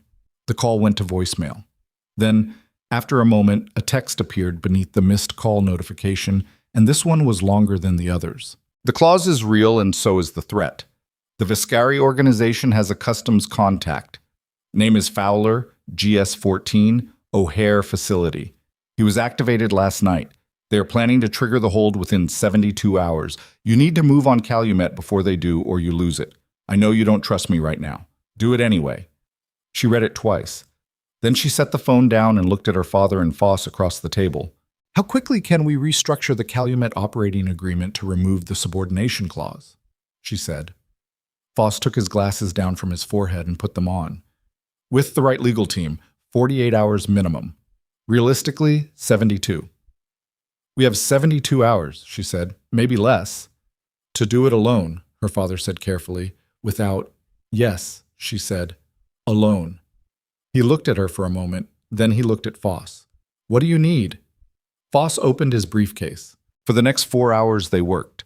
Seraphina called Elena back and put her on the Calumet restructuring, pulling in 2 senior partners from a separate firm that had no connection to the compromised history. She called Marco at Calumet and told him to increase security at the main gate and the secondary access point and to document every vehicle and visitor for the next 72 hours. She drafted a formal complaint to the Port Authority countering the Viscari filing with documented evidence of the internal compromise, which would not immediately resolve the issue, but would create a legal record that complicated any further moves. She worked with the sustained, furious focus of someone who has identified a problem and is attacking it with everything available. And she did not allow herself to stop and feel anything because there was not time for that, and there would not be time for that until Calumet was secured. At 2 in the afternoon, her phone rang. Not Dante this time, an unknown number, different from any she'd seen before. She picked up. Miss Vale, a woman's voice. Young, slightly breathless. My name is Kira. I worked for Stills in logistics coordination. I need to talk to you and I need to do it today. Seraphina straightened in her chair. Where are you? I'm outside in the lobby. I came here because... A pause, and in the pause she could hear the woman's breath, unsteady, the breath of someone who had made a decision and was now managing the terror of having made it. Because Mr. Stills called me this morning. He told me to process a batch of shipment flags for Calumet. I know what they're for. I've known for 6 months what they're for. And Another pause. I'm not going to do it, but you need to know they're already in the system as drafts. If someone with Stills credentials approves them, they go live. Seraphina was already standing. Come up, she said, right now. Kira was 26 and terrified and had brought a USB drive containing 6 months of internal logistics communications she had quietly copied because she had understood, at some point in the past half year, that the situation she was inside was going to end badly, and she had wanted a record in case it ended badly for her. Seraphina sat across from her and looked at the documents Foss pulled from the drive and felt the shape of the problem become entirely clear for the first time. Not 2 to 3 months from the default trigger. Not 72 hours. The draft flags were already prepared. Stills' credentials were still active. She hadn't been fast enough to revoke them. If someone logged in as Stills and approved the batch before Elena's team got the restructuring done, the customs hold would go live on 22% of Calumet's active shipments, well above the 15% threshold, and the trigger would fire, and Dante's petition or Carmine's petition or whoever got there first would have a legal mechanism to walk into her family's terminal and take operational control. When does Stills normally process batches? Seraphina asked. Kira looked at her watch. End of business, she said. 5 p.m. Seraphina looked at the clock on the wall. It was 2:47 p.m. She looked at Elena on the phone. How fast? She said. Elena's voice was strained and precise. 4 hours minimum, Sarah. The notarization alone, I have 2 hours and 13 minutes. Silence on the line. Elena, she said. I'm working, Elena said, and the line filled with the sound of voices in the background, urgent and overlapping, and papers moving, and the particular acoustics of a room full of people moving very fast. Seraphina set the phone on the table and looked at Kira, who was sitting with her hands wrapped around a glass of water, and her eyes moving between Seraphina and Foss, and the documents on the table with the look of someone who was deeply uncertain whether she had done the right thing. "You did right by coming here," Seraphina told her. "Stay in this room until I tell you otherwise." Then she picked up the phone she'd been declining calls on all day and looked at Dante's number. She thought about the study in Kenilworth, the flat one-word confirmation, the mechanism he'd built, the way he'd positioned himself in that bar at a moment of precise vulnerability, and offered her something that solved a problem he had. She called him. It rang once. "The draft flags are already in the system," she said. "Still's credentials are still active. Someone approves that batch before 5 p.m. and Calumet triggers. I have a witness who can confirm the mechanism, but I cannot get the restructuring done in time without help." Silence. 2 seconds. 3. "How many flags?" Dante said. 22% of active shipments, all drafted and queued." "Who has Still's login credentials besides Still's?" "His assistant, Kira. She's with me now." "Can she reverse the drafts?" Seraphina looked at Kira across the table. "Can you reverse the drafted flags from your access level?" Kira's face went through something complicated. "I can delete the drafts from the queue, but if Stills has already sent copies to a secondary system—" "Does he have a secondary system?" Seraphina said. "I don't know. He's careful. He might." Seraphina looked at the clock. 2:51 p.m. She put the phone back to her ear. "Possibly a secondary queue, we don't know." "Then deleting the drafts only solves half the problem," Dante said. His voice had the quality she recognized now. Stripped down, operational, the register he used when he was moving fast through a problem. "You need Still's credentials revoked at the system administrator level. Who controls the Vale Logistics System Administration?" "It goes through our IT director." "Name?" "Haley Park." "Is she clean?" "She was hired 8 months ago. She never worked with Stills directly." Seraphina was already moving toward her laptop on the desk. "She's at the Calumet facility today." "Get her on the phone. Revoke Still's credentials at the admin level and log out all active sessions under his account. Do it in the next 15 minutes. "That still doesn't solve the restructuring," Seraphina said. "If the trigger has already been set in motion through a secondary channel we don't know about." "I'll handle the customs contact," Dante said. She stopped moving. "Fowler at O'Hare," he said. "I'll have someone at the facility within the hour. He will not be approving anything today." "You said Fowler was activated by the Viscaris." "He was. He's still a man with a price." A pause, brief and complete. "Let me handle Fowler. You handle your system. We have—" She heard him check something. "We have 2 hours and 4 minutes. She stood in the middle of the suite with the phone in her hand and felt the specific texture of the decision in front of her. She had spent the past 4 hours working to solve this without him. She had pulled Elena, Foss, Kira, Marco, 2 outside law firms, and her father's accountant into a restructuring operation that was moving as fast as it could and was not going to be fast enough. The math was the math. "If I let you handle Fowler," she said, "I need to know what that means." "It means Fowler doesn't approve the hold, that's all." "And what do you want for it?" A pause. "Nothing right now. We can have every other conversation later. Right now you have 2 hours. She looked at her father across the room. He was watching her with his hands flat on the table and his face holding the specific stillness of a man who had decided to let his daughter make this call and was honoring that decision even though it was costing him something. "Fowler," she said, "then we're done. I handle everything else." "Agreed." She hung up and called Haley Park. Haley picked up on the second ring and Seraphina talked fast, giving her exactly what she needed without context or explanation, and Haley, who was young and precise and had clearly been waiting for something to do with the low-level wrongness she'd been sensing in the system for weeks, moved immediately. Seraphina could hear her typing while they were still on the phone, the rapid flat percussion of someone who knew their system and was not wasting time. "Sessions terminated," Haley said 4 minutes later. "Credentials revoked at admin level. He cannot log in from any device." "Is there a secondary system? Anything that mirrors the logistics queue?" A pause, typing. "There's an archived backup that syncs every 6 hours. Last sync was at noon. If the drafts were in the queue before noon, they were, Kira said from across the table. Seraphina looked at her. They were in before noon, she said to Haley. What does that mean? It means they're in the backup archive. Revoking his credentials stops him from approving them through the main system. But if there's a separate pathway to the archive, more typing. I'm locking the archive access now, restricting it to admin only. That should, a pause. That closes it. Nothing comes out of that archive without my approval or yours. Lock it and stay on it, Seraphina said. Do not leave that terminal. I'm not going anywhere, Haley said. Seraphina hung up and looked at the clock. 3:09 p.m. She looked at Elena's number on her phone. Elena picked up before the first ring finished.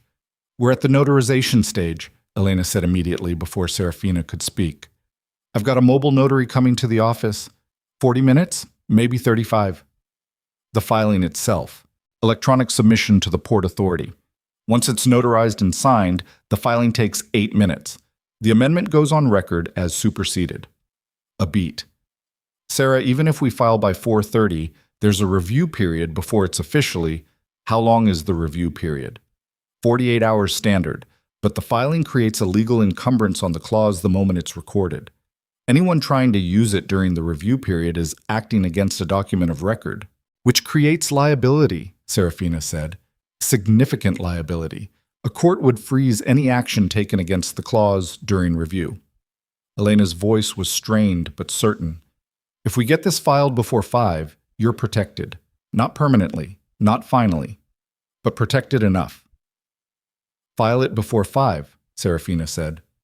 Working, Elena said. Seraphina set the phone down. She looked at her father. She looked at Foss, who was still going through documents with the systematic focus of a man who processed crisis through precision.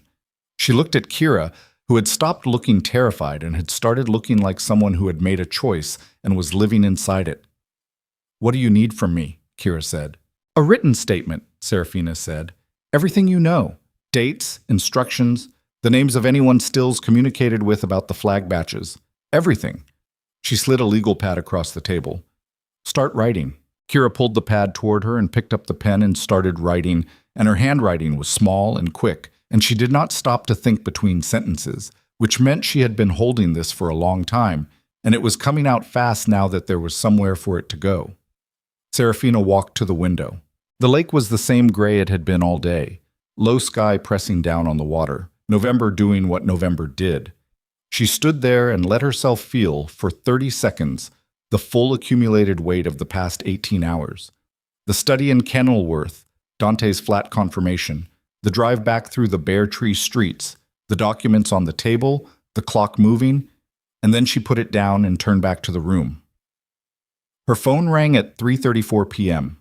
Not Dante, Roman. She stared at the screen for one beat, then she answered.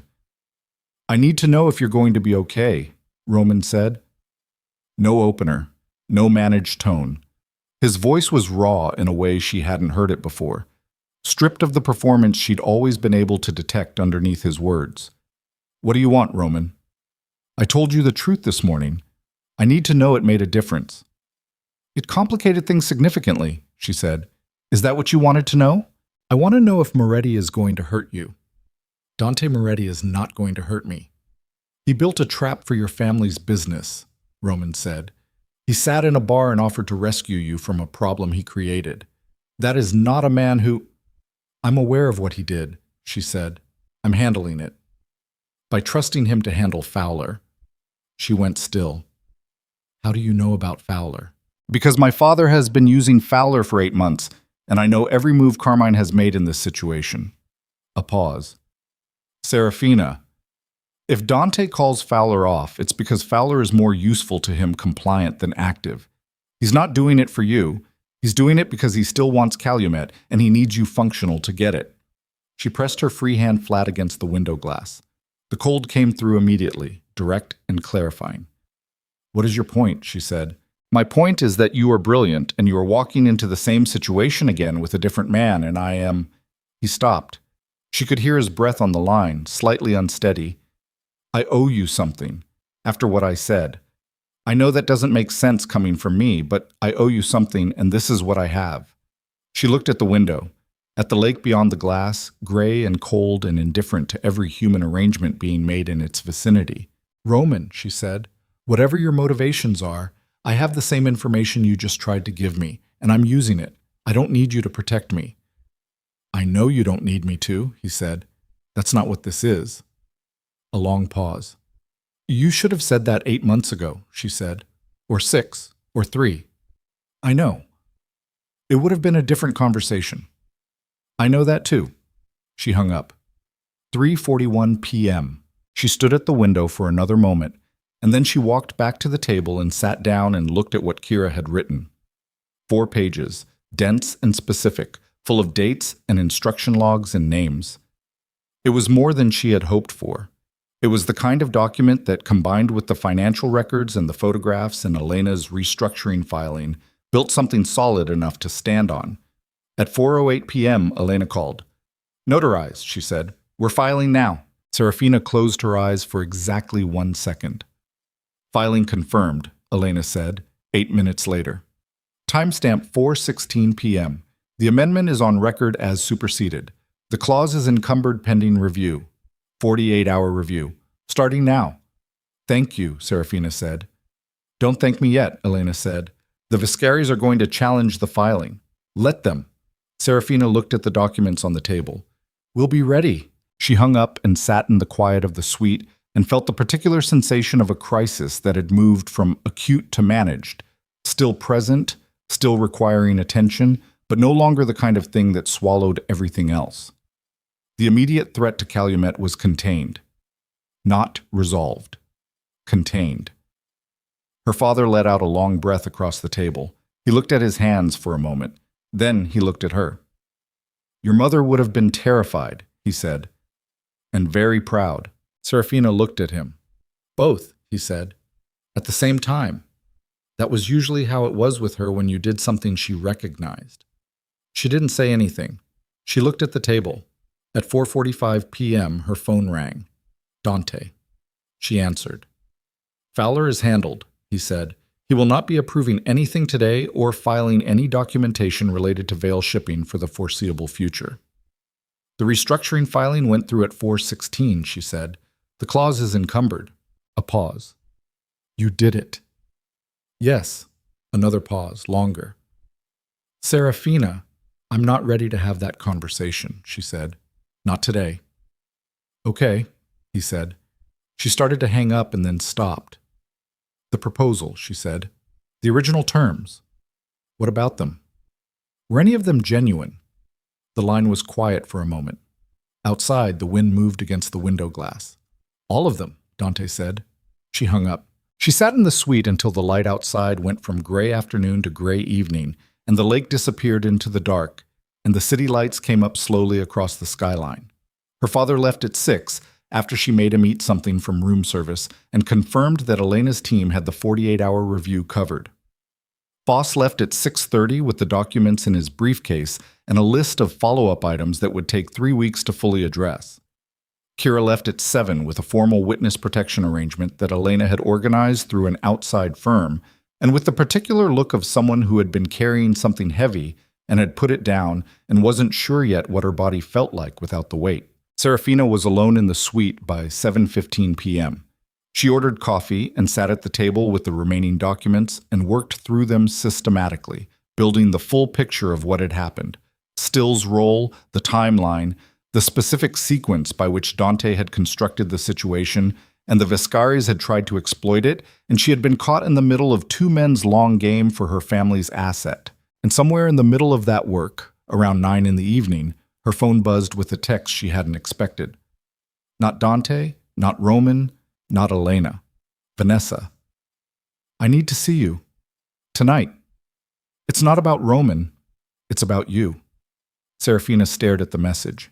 She had been avoiding Vanessa for 2 days, declining the calls, ignoring the texts, filing her cousin in the category of things she did not have the bandwidth to address. She had assumed Vanessa's attempted contact was motivated by the usual cocktail of guilt and self-interest. She had assumed whatever Vanessa wanted to say could wait. She typed back, "Why?" The response came in under a minute. "Because someone came to see me today. About you. and I think you need to know what they said. Seraphina looked at the message. Who? She typed. 3 dots. Appearing and disappearing. Then, Carmine Vescari. She set the phone down and looked at the ceiling for a moment. Then she picked it up. Come now. Vanessa arrived at the Langham at 9:40 p.m. She looked nothing like she had 2 days ago in the boutique. The glamorous construction was partly disassembled, the composure that Vanessa wore like a second skin showing cracks at the edges. She was still beautiful. She was always going to be beautiful, but tonight she looked like what she was, a 32-year-old woman who had made choices she was currently living inside and finding more uncomfortable than anticipated. She walked into the suite and looked around at the documents on the table and the room service tray and Seraphina sitting in her charcoal dress at the end of a very long day, and she opened her mouth. Before you say anything, Seraphina said, I need you to understand that I don't have the energy tonight for an apology that's actually a defense. If that's what you came here to do, go home. Vanessa closed her mouth. Something in her face settled. That's not what I came to do. Then sit down. Vanessa sat. She set her bag on the floor and folded her hands on the table and looked at them for a moment. Then she looked at Seraphina. Carmine came to my apartment this afternoon, she said, with Sal Mancini. They were there for 40 minutes, she paused. He knows about the filing. He knows the clause is encumbered. He knows about the witness, not by name, but he knows you have someone with inside knowledge of the batch flags.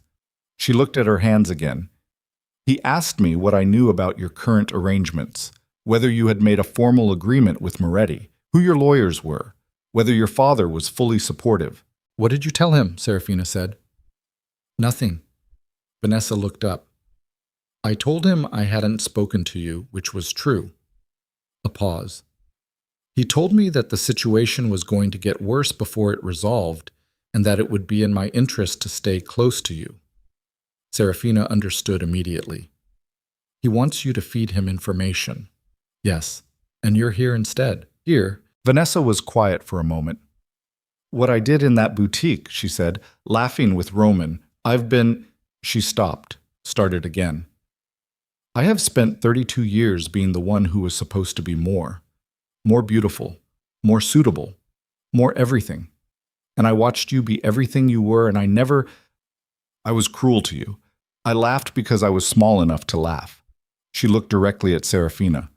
I'm telling you that because it's true, and because you deserve to hear it stated plainly, not because I think it changes anything. Seraphina looked at her cousin. She looked at the specific lines of exhaustion around Vanessa's eyes and the particular quality of the honesty she was offering. Not smooth, not performed, the difficult kind that costs something to deliver. What else did Carmine say? Seraphina asked. Vanessa pulled something from her bag, a folded piece of paper. She set it on the table. He gave me a number to call when I had information, and he told me, she paused. He told me that Roman has made arrangements to attend the Blackstone Hotel event on Thursday evening, the Moretti organization's annual convocation. Seraphina's eyes moved to the paper on the table. The Blackstone Convocation was a formal gathering that the Moretti organization used as an annual demonstration of alliance strength. A ballroom full of the city's criminal and quasi-criminal hierarchy, structured as a dinner but functioning as a display of the Moretti organization's reach and connections. She had known about it peripherally. She had not connected it to Thursday. Roman's going to be there, she said. With Carmine's backing, Vanessa said. Carmine is trying to use the event as a public arena. If Roman appears there on Thursday, supported by Carmine and the South Syndicate, and you're not visibly aligned with Moretti, if the alliance looks uncertain, it sends a message to every organization in that room. That the Moretti Vale arrangement is unstable, Seraphina said. That you're available, Vanessa said, to pressure, to approach, to negotiate around. Seraphina looked at the piece of paper on the table. She thought about Thursday. She thought about Elena's 48-hour review window, which ended Thursday morning. She thought about Dante's text, all of them, and what she had said in response, which was nothing, because she had hung up. You're saying Carmine is planning to use Thursday as the arena for a public challenge, she said. Yes. And Roman's presence is the opening move. Yes. Vanessa paused. Sarah, I know you have resources, and I know you're capable of handling this without... I know you don't need me, but I have the contact number, and I have access to Roman's schedule, and I am sitting across from you right now instead of calling Carmine back. She met Seraphina's eyes. I'm telling you what I know. I'm not asking for anything. Seraphina looked at her cousin for a long moment. Then she looked at the piece of paper.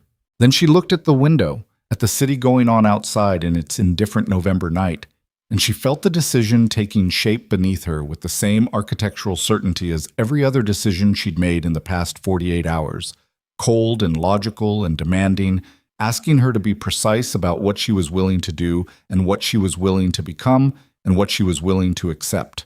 She picked up her phone. She called Dante. He answered on the second ring. Thursday, she said, the Blackstone convocation.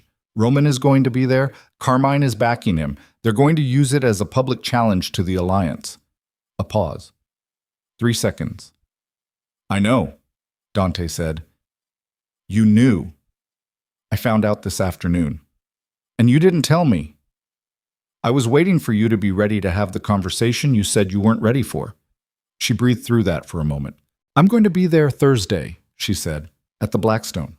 Whatever we are, and whatever you did and whatever conversation we still need to have, I am going to be there because Carmine Vescari is planning to use that room to dismantle everything I've spent the past 2 days building, and I am not going to let that happen. Silence on the line. I need you to understand something, she said. I am not doing this because I've forgiven what you did. I'm doing this because it is the strategic move, and because I refuse to let Carmine Vescari win in a room full of people who are watching. She paused. Those are my reasons. They're the only ones I'm offering right now. Dante was quiet for a moment. Understood, he said. And Dante, her voice went flat and direct. When it's over, when Thursday is done and Calumet is secured and Carmine has been answered, you and I are going to sit in a room and you are going to tell me every single thing you decided and why you decided it, from the beginning, all of it. Yes, he said. If any of it contradicts what you've already told me, we're done. I know, he said. She ended the call. She looked at Vanessa, who had been sitting very still across the table through the entire conversation with the expression of someone witnessing something they had not expected. Thursday, Seraphina said, I'm going to need a dress. Vanessa stared at her for a moment. Then, slowly, something happened in her face that was not quite a smile, but was the immediate precursor to one. I know someone, she said. Of course you do. She's the best in the city. She'd better be. Seraphina stood, pushing back from the table. Because Carmine Vescari is going to be in that ballroom, and Roman is going to be in that room, and every organization in Chicago that matters is going to be watching, and I am going to walk into that space, and I am going to make sure that every single person in that building understands, without any possible ambiguity, exactly who I am and exactly where I stand. She looked at the city outside the window, the lights, the dark water of the lake beyond them, the skyline burning against the November night.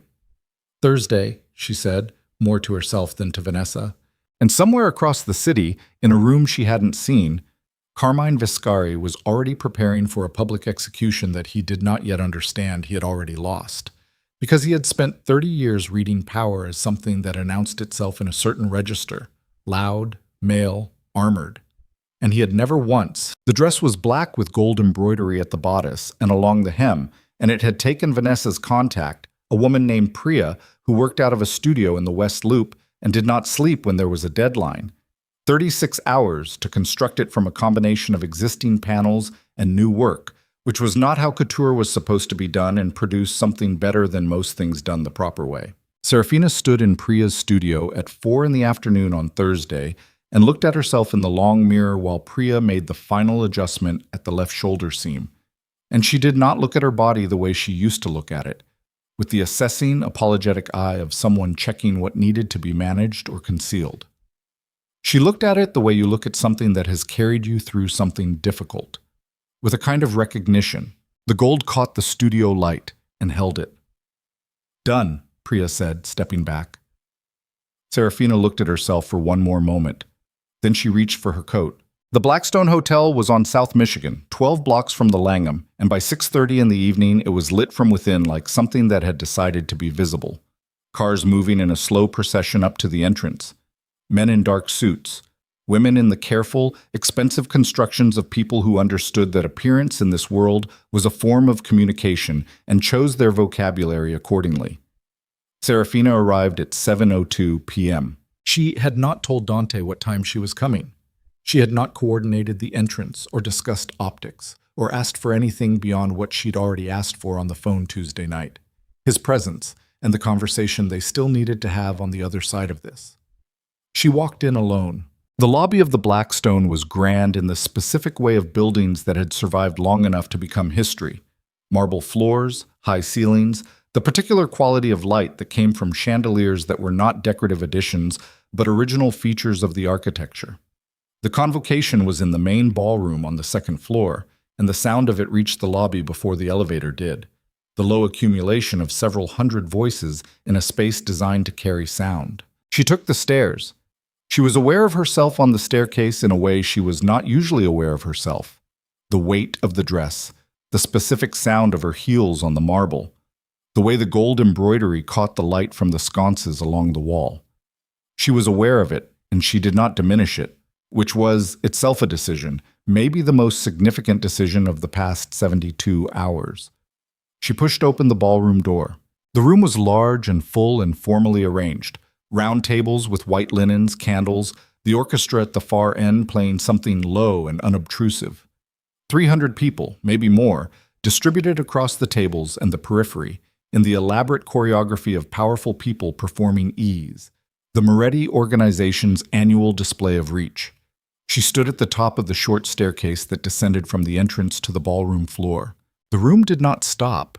It was not a dramatic pause, not the movie version where all heads turn simultaneously and the music cuts. It was more gradual than that and more real. A ripple moving outward from the entrance, one person noticing and then the person beside them, conversations pausing and resuming and pausing again at a slightly different register, attention shifting and relocating until a meaningful portion of the room was aware, without appearing to be aware, of the woman in the black and gold dress who had just walked in. She went down the stairs. She saw Carmine Viscari first. He was at a table near the center of the room, flanked by Sal Mancini and two men she recognized as senior figures from the South Side structure. He had seen her the moment she came through the door.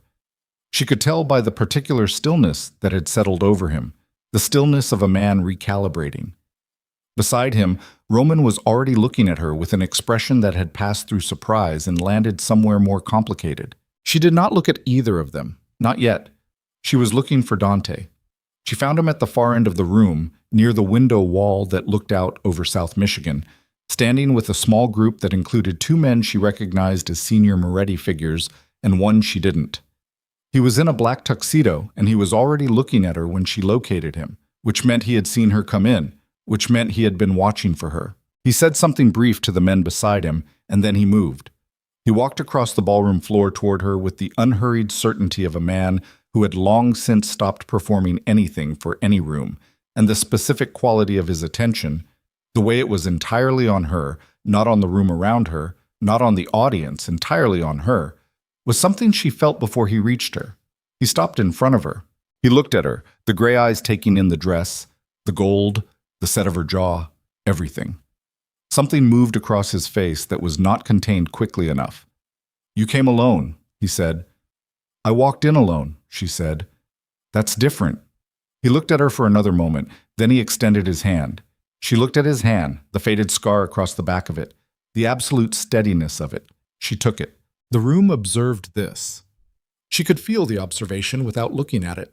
The recalibration happening across 300 people simultaneously. The specific social seismograph of a room full of people who understood what was being communicated by two people's hands in a particular ballroom at a particular moment.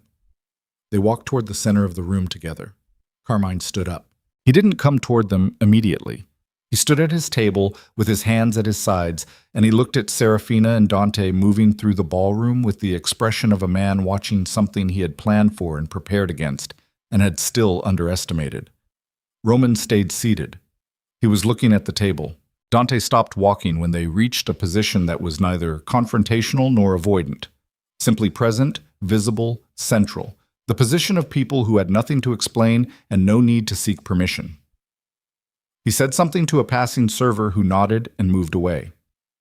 Within 90 seconds, a man appeared at Seraphina's left shoulder. Not Dante's people, her people. She recognized him as one of Marco's Calumet security team.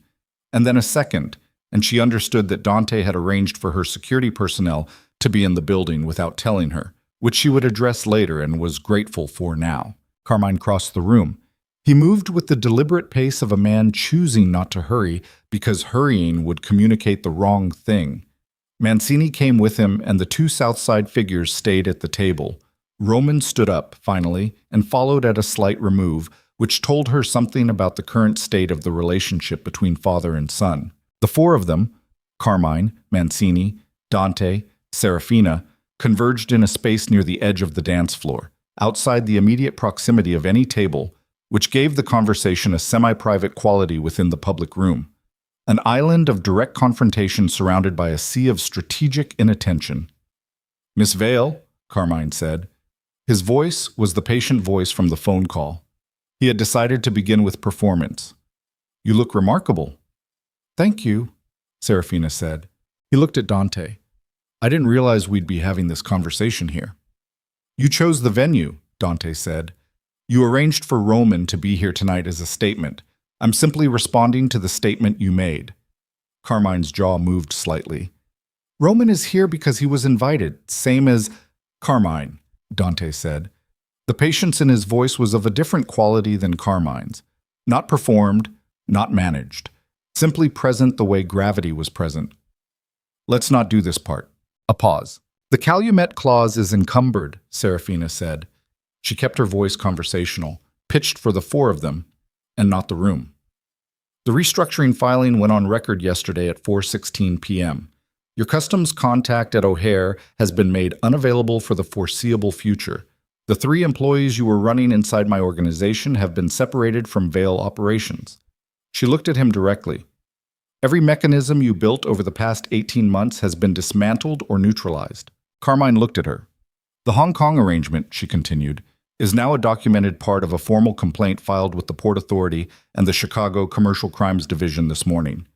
Kira's written statement, corroborated by 6 months of communications records, outlines the full scope of the coordination between your organization and Vale personnel." She paused. "I'm not filing criminal charges at this time. That's a decision I've made. It can be unmade." The patience in Carmine's face had thinned to something else. Not anger. He was too experienced for open anger in this room. Something more like the expression of a man standing on ground that had shifted and was deciding how to redistribute his weight. "What do you want?" he said. "Complete withdrawal," Seraphina said. "Formal and final. No further action against Vale assets, personnel, or operations. A written agreement signed by you and Sal acknowledging the dissolution of any claim or arrangement regarding Calumet or any other Vale facility." She paused. "In exchange, the Port Authority complaint remains at its current stage and goes no further." "You're asking me to sign away 30 years of positioning," Carmine said. "In a ballroom." "I'm giving you the option of doing it quietly," she said, "instead of publicly." His eyes moved to Dante. "And Moretti gets the ports." "The Vale organization enters a formal alliance with the Moretti organization on terms that preserve Vale operational autonomy," she said. "That's a separate matter, and it's already in process." "You trust him," Carmine said. There was something almost genuine in how he said it, not mockery, something more like the bemused incomprehension of a man who had operated on cynicism for so long that sincerity looked like a tactical error. After everything— "I don't fully trust him yet," Seraphina said. "We're working on it." She held Carmine's eyes. "I don't need to trust someone completely to understand that our interests align. That's your model, isn't it? That's how you've operated for 30 years. I'm just applying it." Carmine looked at her for a long moment. He looked at Dante. He looked back at her. Then he looked at Mancini. Mancini gave a small, barely perceptible nod. "I'll want my own lawyer present," Carmine said. "Of course," Seraphina said. "Elena Marsh will have the agreement ready to sign by 10 o'clock. You can bring whoever you need." Carmine held her gaze for one final beat, the assessment of a man who had built and lost and was deciding what to build next. And then he inclined his head, the minimal gesture of a man conceding on his own terms because all the other terms had been taken off the table. He turned and walked back to his table. Mancini followed. Seraphina let out a breath she had been holding for the past 4 minutes in a controlled and invisible way. Then she looked at Roman. He had stayed. He was standing 4 feet away with his hands in his jacket pockets and his face wearing the specific expression she had watched it move through over the course of the past 4 days. Managed, then cracked, then open in ways she had not expected. Now something quieter. Something that had stopped trying. "It worked," he said. "Yes." He looked at the floor for a moment, then up at her. "I meant what I said, on the phone." "I know. That doesn't fix anything." "No," she agreed. He was quiet for a moment. He looked at her the way people sometimes looked at things they understood they had permanently lost through their own actions, not with the hope of retrieval, but with something that was paying the specific cost of genuine recognition. "The woman I described in that boutique," he said. His voice was low and flat and honest. "She doesn't exist. I invented her because I needed a version of you that was smaller than me. I needed that to be true." He paused. "It wasn't true." Seraphina looked at him. "Take care of yourself, Roman," she said. She turned away. She did not look back. Dante was standing where she'd left him, and he had maintained the same unobtrusive, steady presence throughout the conversation with Carmine and the one with Roman, present, available, not inserting himself. She reached him, and they stood together for a moment in the noise and candlelight of the ballroom, not speaking. "The agreement," she said. 10 o'clock. Can you have people at the Langham?" "Yes." "Your lawyers will want to review the Calumet restructuring terms before the alliance documentation is finalized." "Yes." She looked at him. He was looking at her with those gray eyes that she had been trying to read correctly for 4 days now, trying to account for what was calculation and what was something else, trying to find the boundary between the two. "I told you I wanted the conversation," she said. "All of it, from the beginning." "I know. Now," she said. "I want it now, before 10. He looked around the ballroom for a moment. Then he looked at her. "There's a room off the lobby. Private, quiet." "Lead the way," she said. The room was a small lounge adjacent to the hotel bar. Leather chairs, low light, the distant murmur of the ballroom filtered through 2 walls. No one else was there. Dante closed the door and they sat across from each other in the armchairs, and the quiet settled around them like something that had been waiting. He told her everything. He was methodical about it, and he did not soften any of it. He had identified the Vale organization as a strategic target 4 years ago, when the North Side's logistics needs had outgrown their existing access to the lakefront. He had placed stills inside Vale operations through a contact introduced during a Port Authority compliance seminar. Not a dramatic operation, an ordinary one, the kind that worked because it was boring. Stills had been willing. The money had been sufficient. The subordination clause had been Dante's architecture, written to his specifications and inserted into the 2019 amendment through Stills' access. The plan was to trigger the clause when the time was right, Dante said. Create a customs hold, petition for interim control, use the 90-day period to negotiate a permanent arrangement from a position of leverage. "With my father," she said, "with whoever was running Vale operations by the time I moved." He looked at her steadily.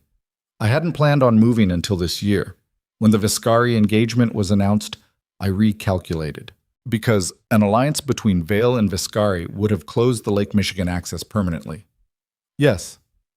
"So you needed the engagement to fail." He was quiet for a moment. "I needed to be in position if it failed," he said. "I didn't manufacture Roman's cruelty. What he said in that boutique was his own. But you were ready." "Yes." "The Wren Room. I had people watching the boutique after I heard about the engagement announcement. When you walked out, I was notified.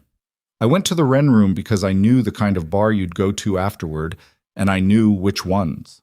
Seraphina sat with this. "The documentation you gave me," she said. "The photographs.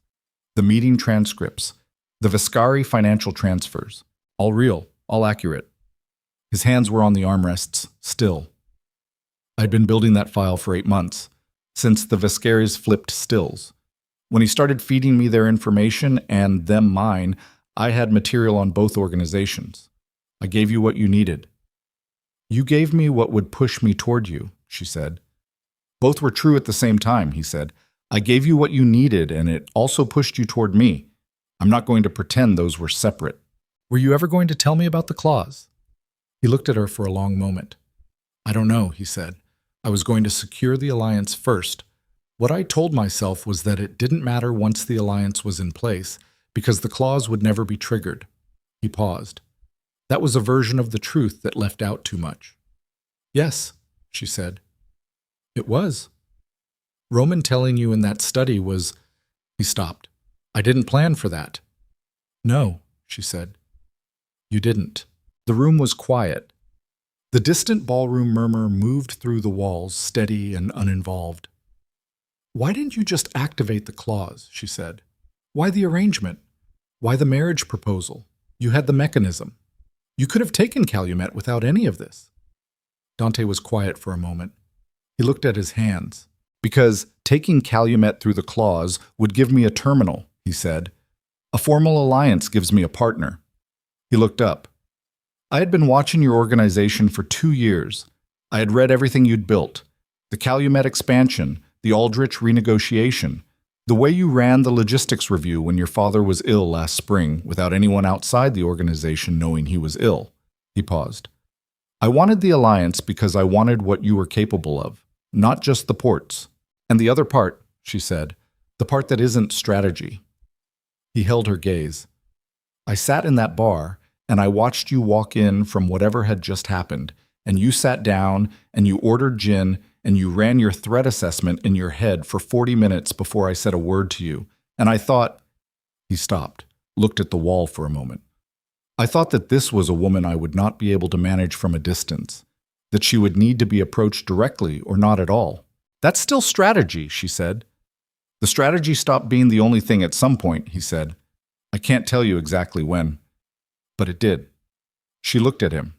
She looked at the scarred hand resting on the armrest. She looked at the gray eyes that had been steadily, unflinchingly honest for the past 30 minutes, which had cost him something she could see in the set of his jaw. You built something designed to take from me, she said, and then you decided you wanted something else.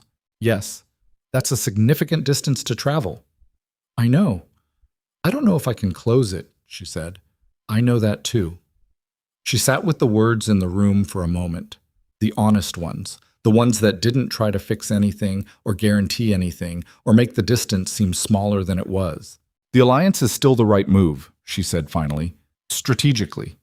The terms are sound and the protection is real, and it's the best structural option for Vale operations in this environment. She looked at him. I'm proceeding with it on that basis. Understood, he said. The other part, she paused. I need time. Yes. And I need you to understand that time means actual time, not managed distance, not patience as a tactic. I understand, he said. She stood. He stood. They looked at each other across the small, quiet room, and she felt the full weight of the past 4 days in her body.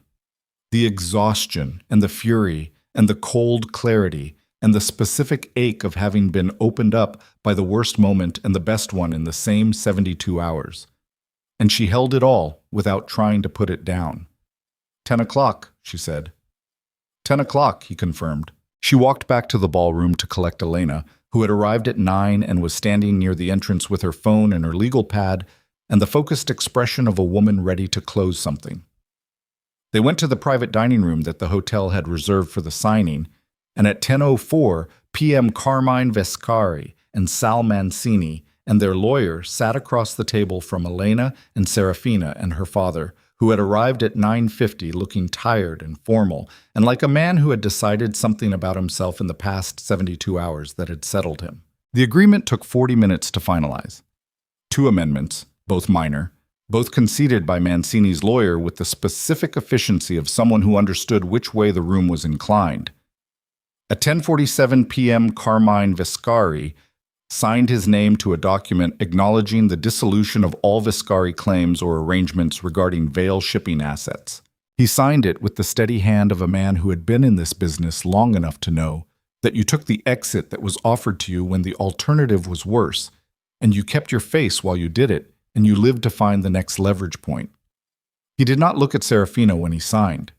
He stood, buttoned his jacket, and left with Mancini and the lawyer and without Roman, who had left the ballroom sometime before 10 and had not come back. The door closed behind them. Seraphina looked at her father.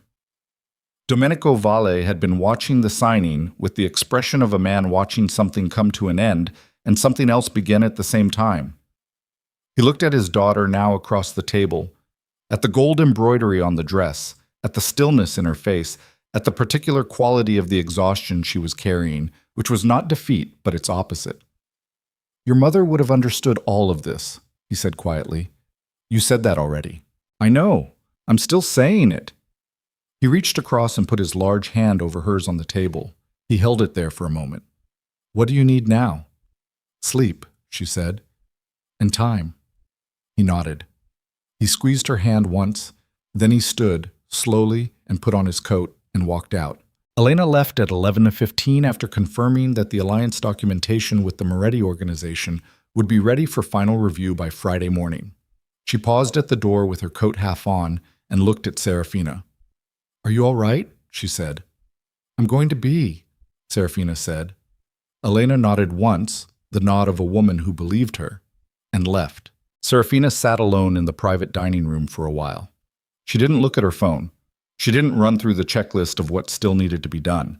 The 48-hour review period, the Friday documentation, the 3 personnel situations that needed formal resolution, the full accounting of the stills operation that Foss would spend the next 3 weeks completing. She knew it was all there. She would get to it. Tonight she sat in the quiet of the room and let the night decompress around her.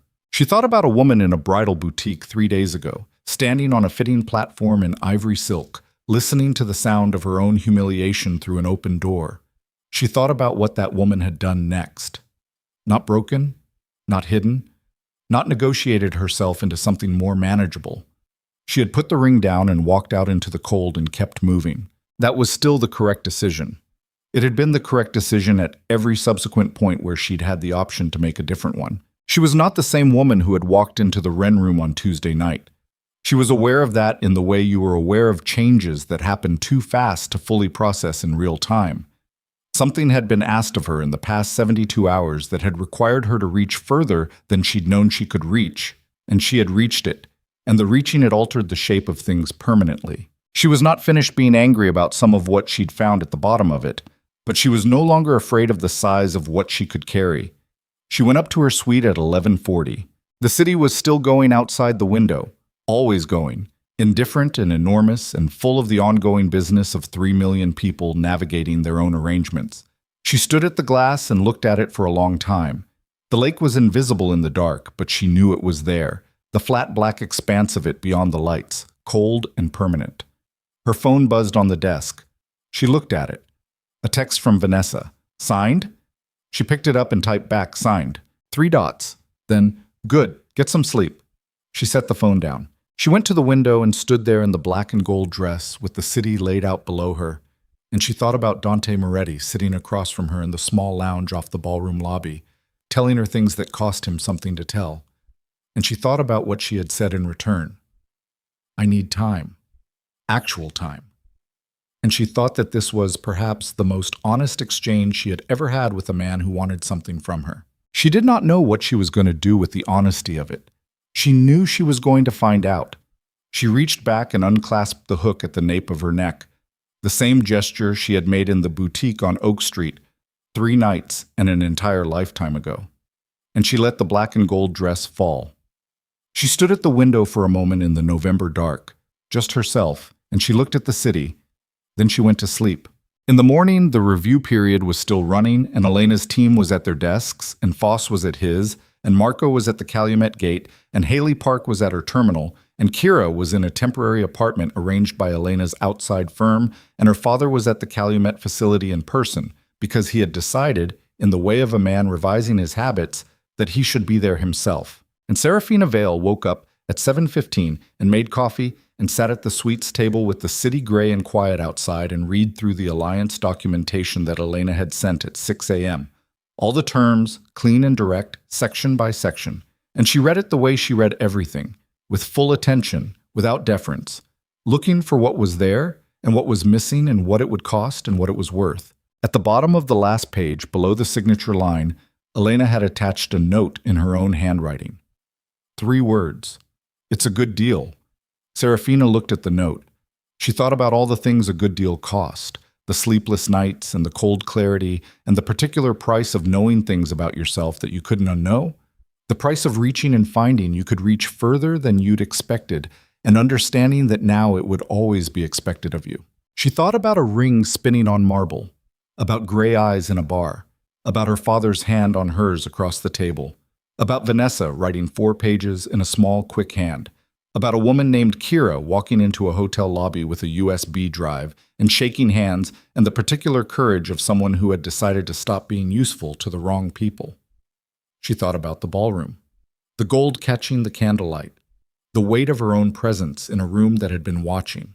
She picked up the pen. She signed her name. Then she set the pen down and looked at the city going silver gray in the early morning light, the lake beginning to appear at the horizon as the dark lifted, and she felt, not happiness exactly, not yet, but the solid and quiet precondition of it, the specific sensation of a woman who has been through something that tried to reduce her and came out the other side still fully herself, still taking up exactly as much space as she was supposed to take up, standing in the room she had earned, looking at the morning. Chicago was cold and enormous outside the glass. She looked at it without flinching,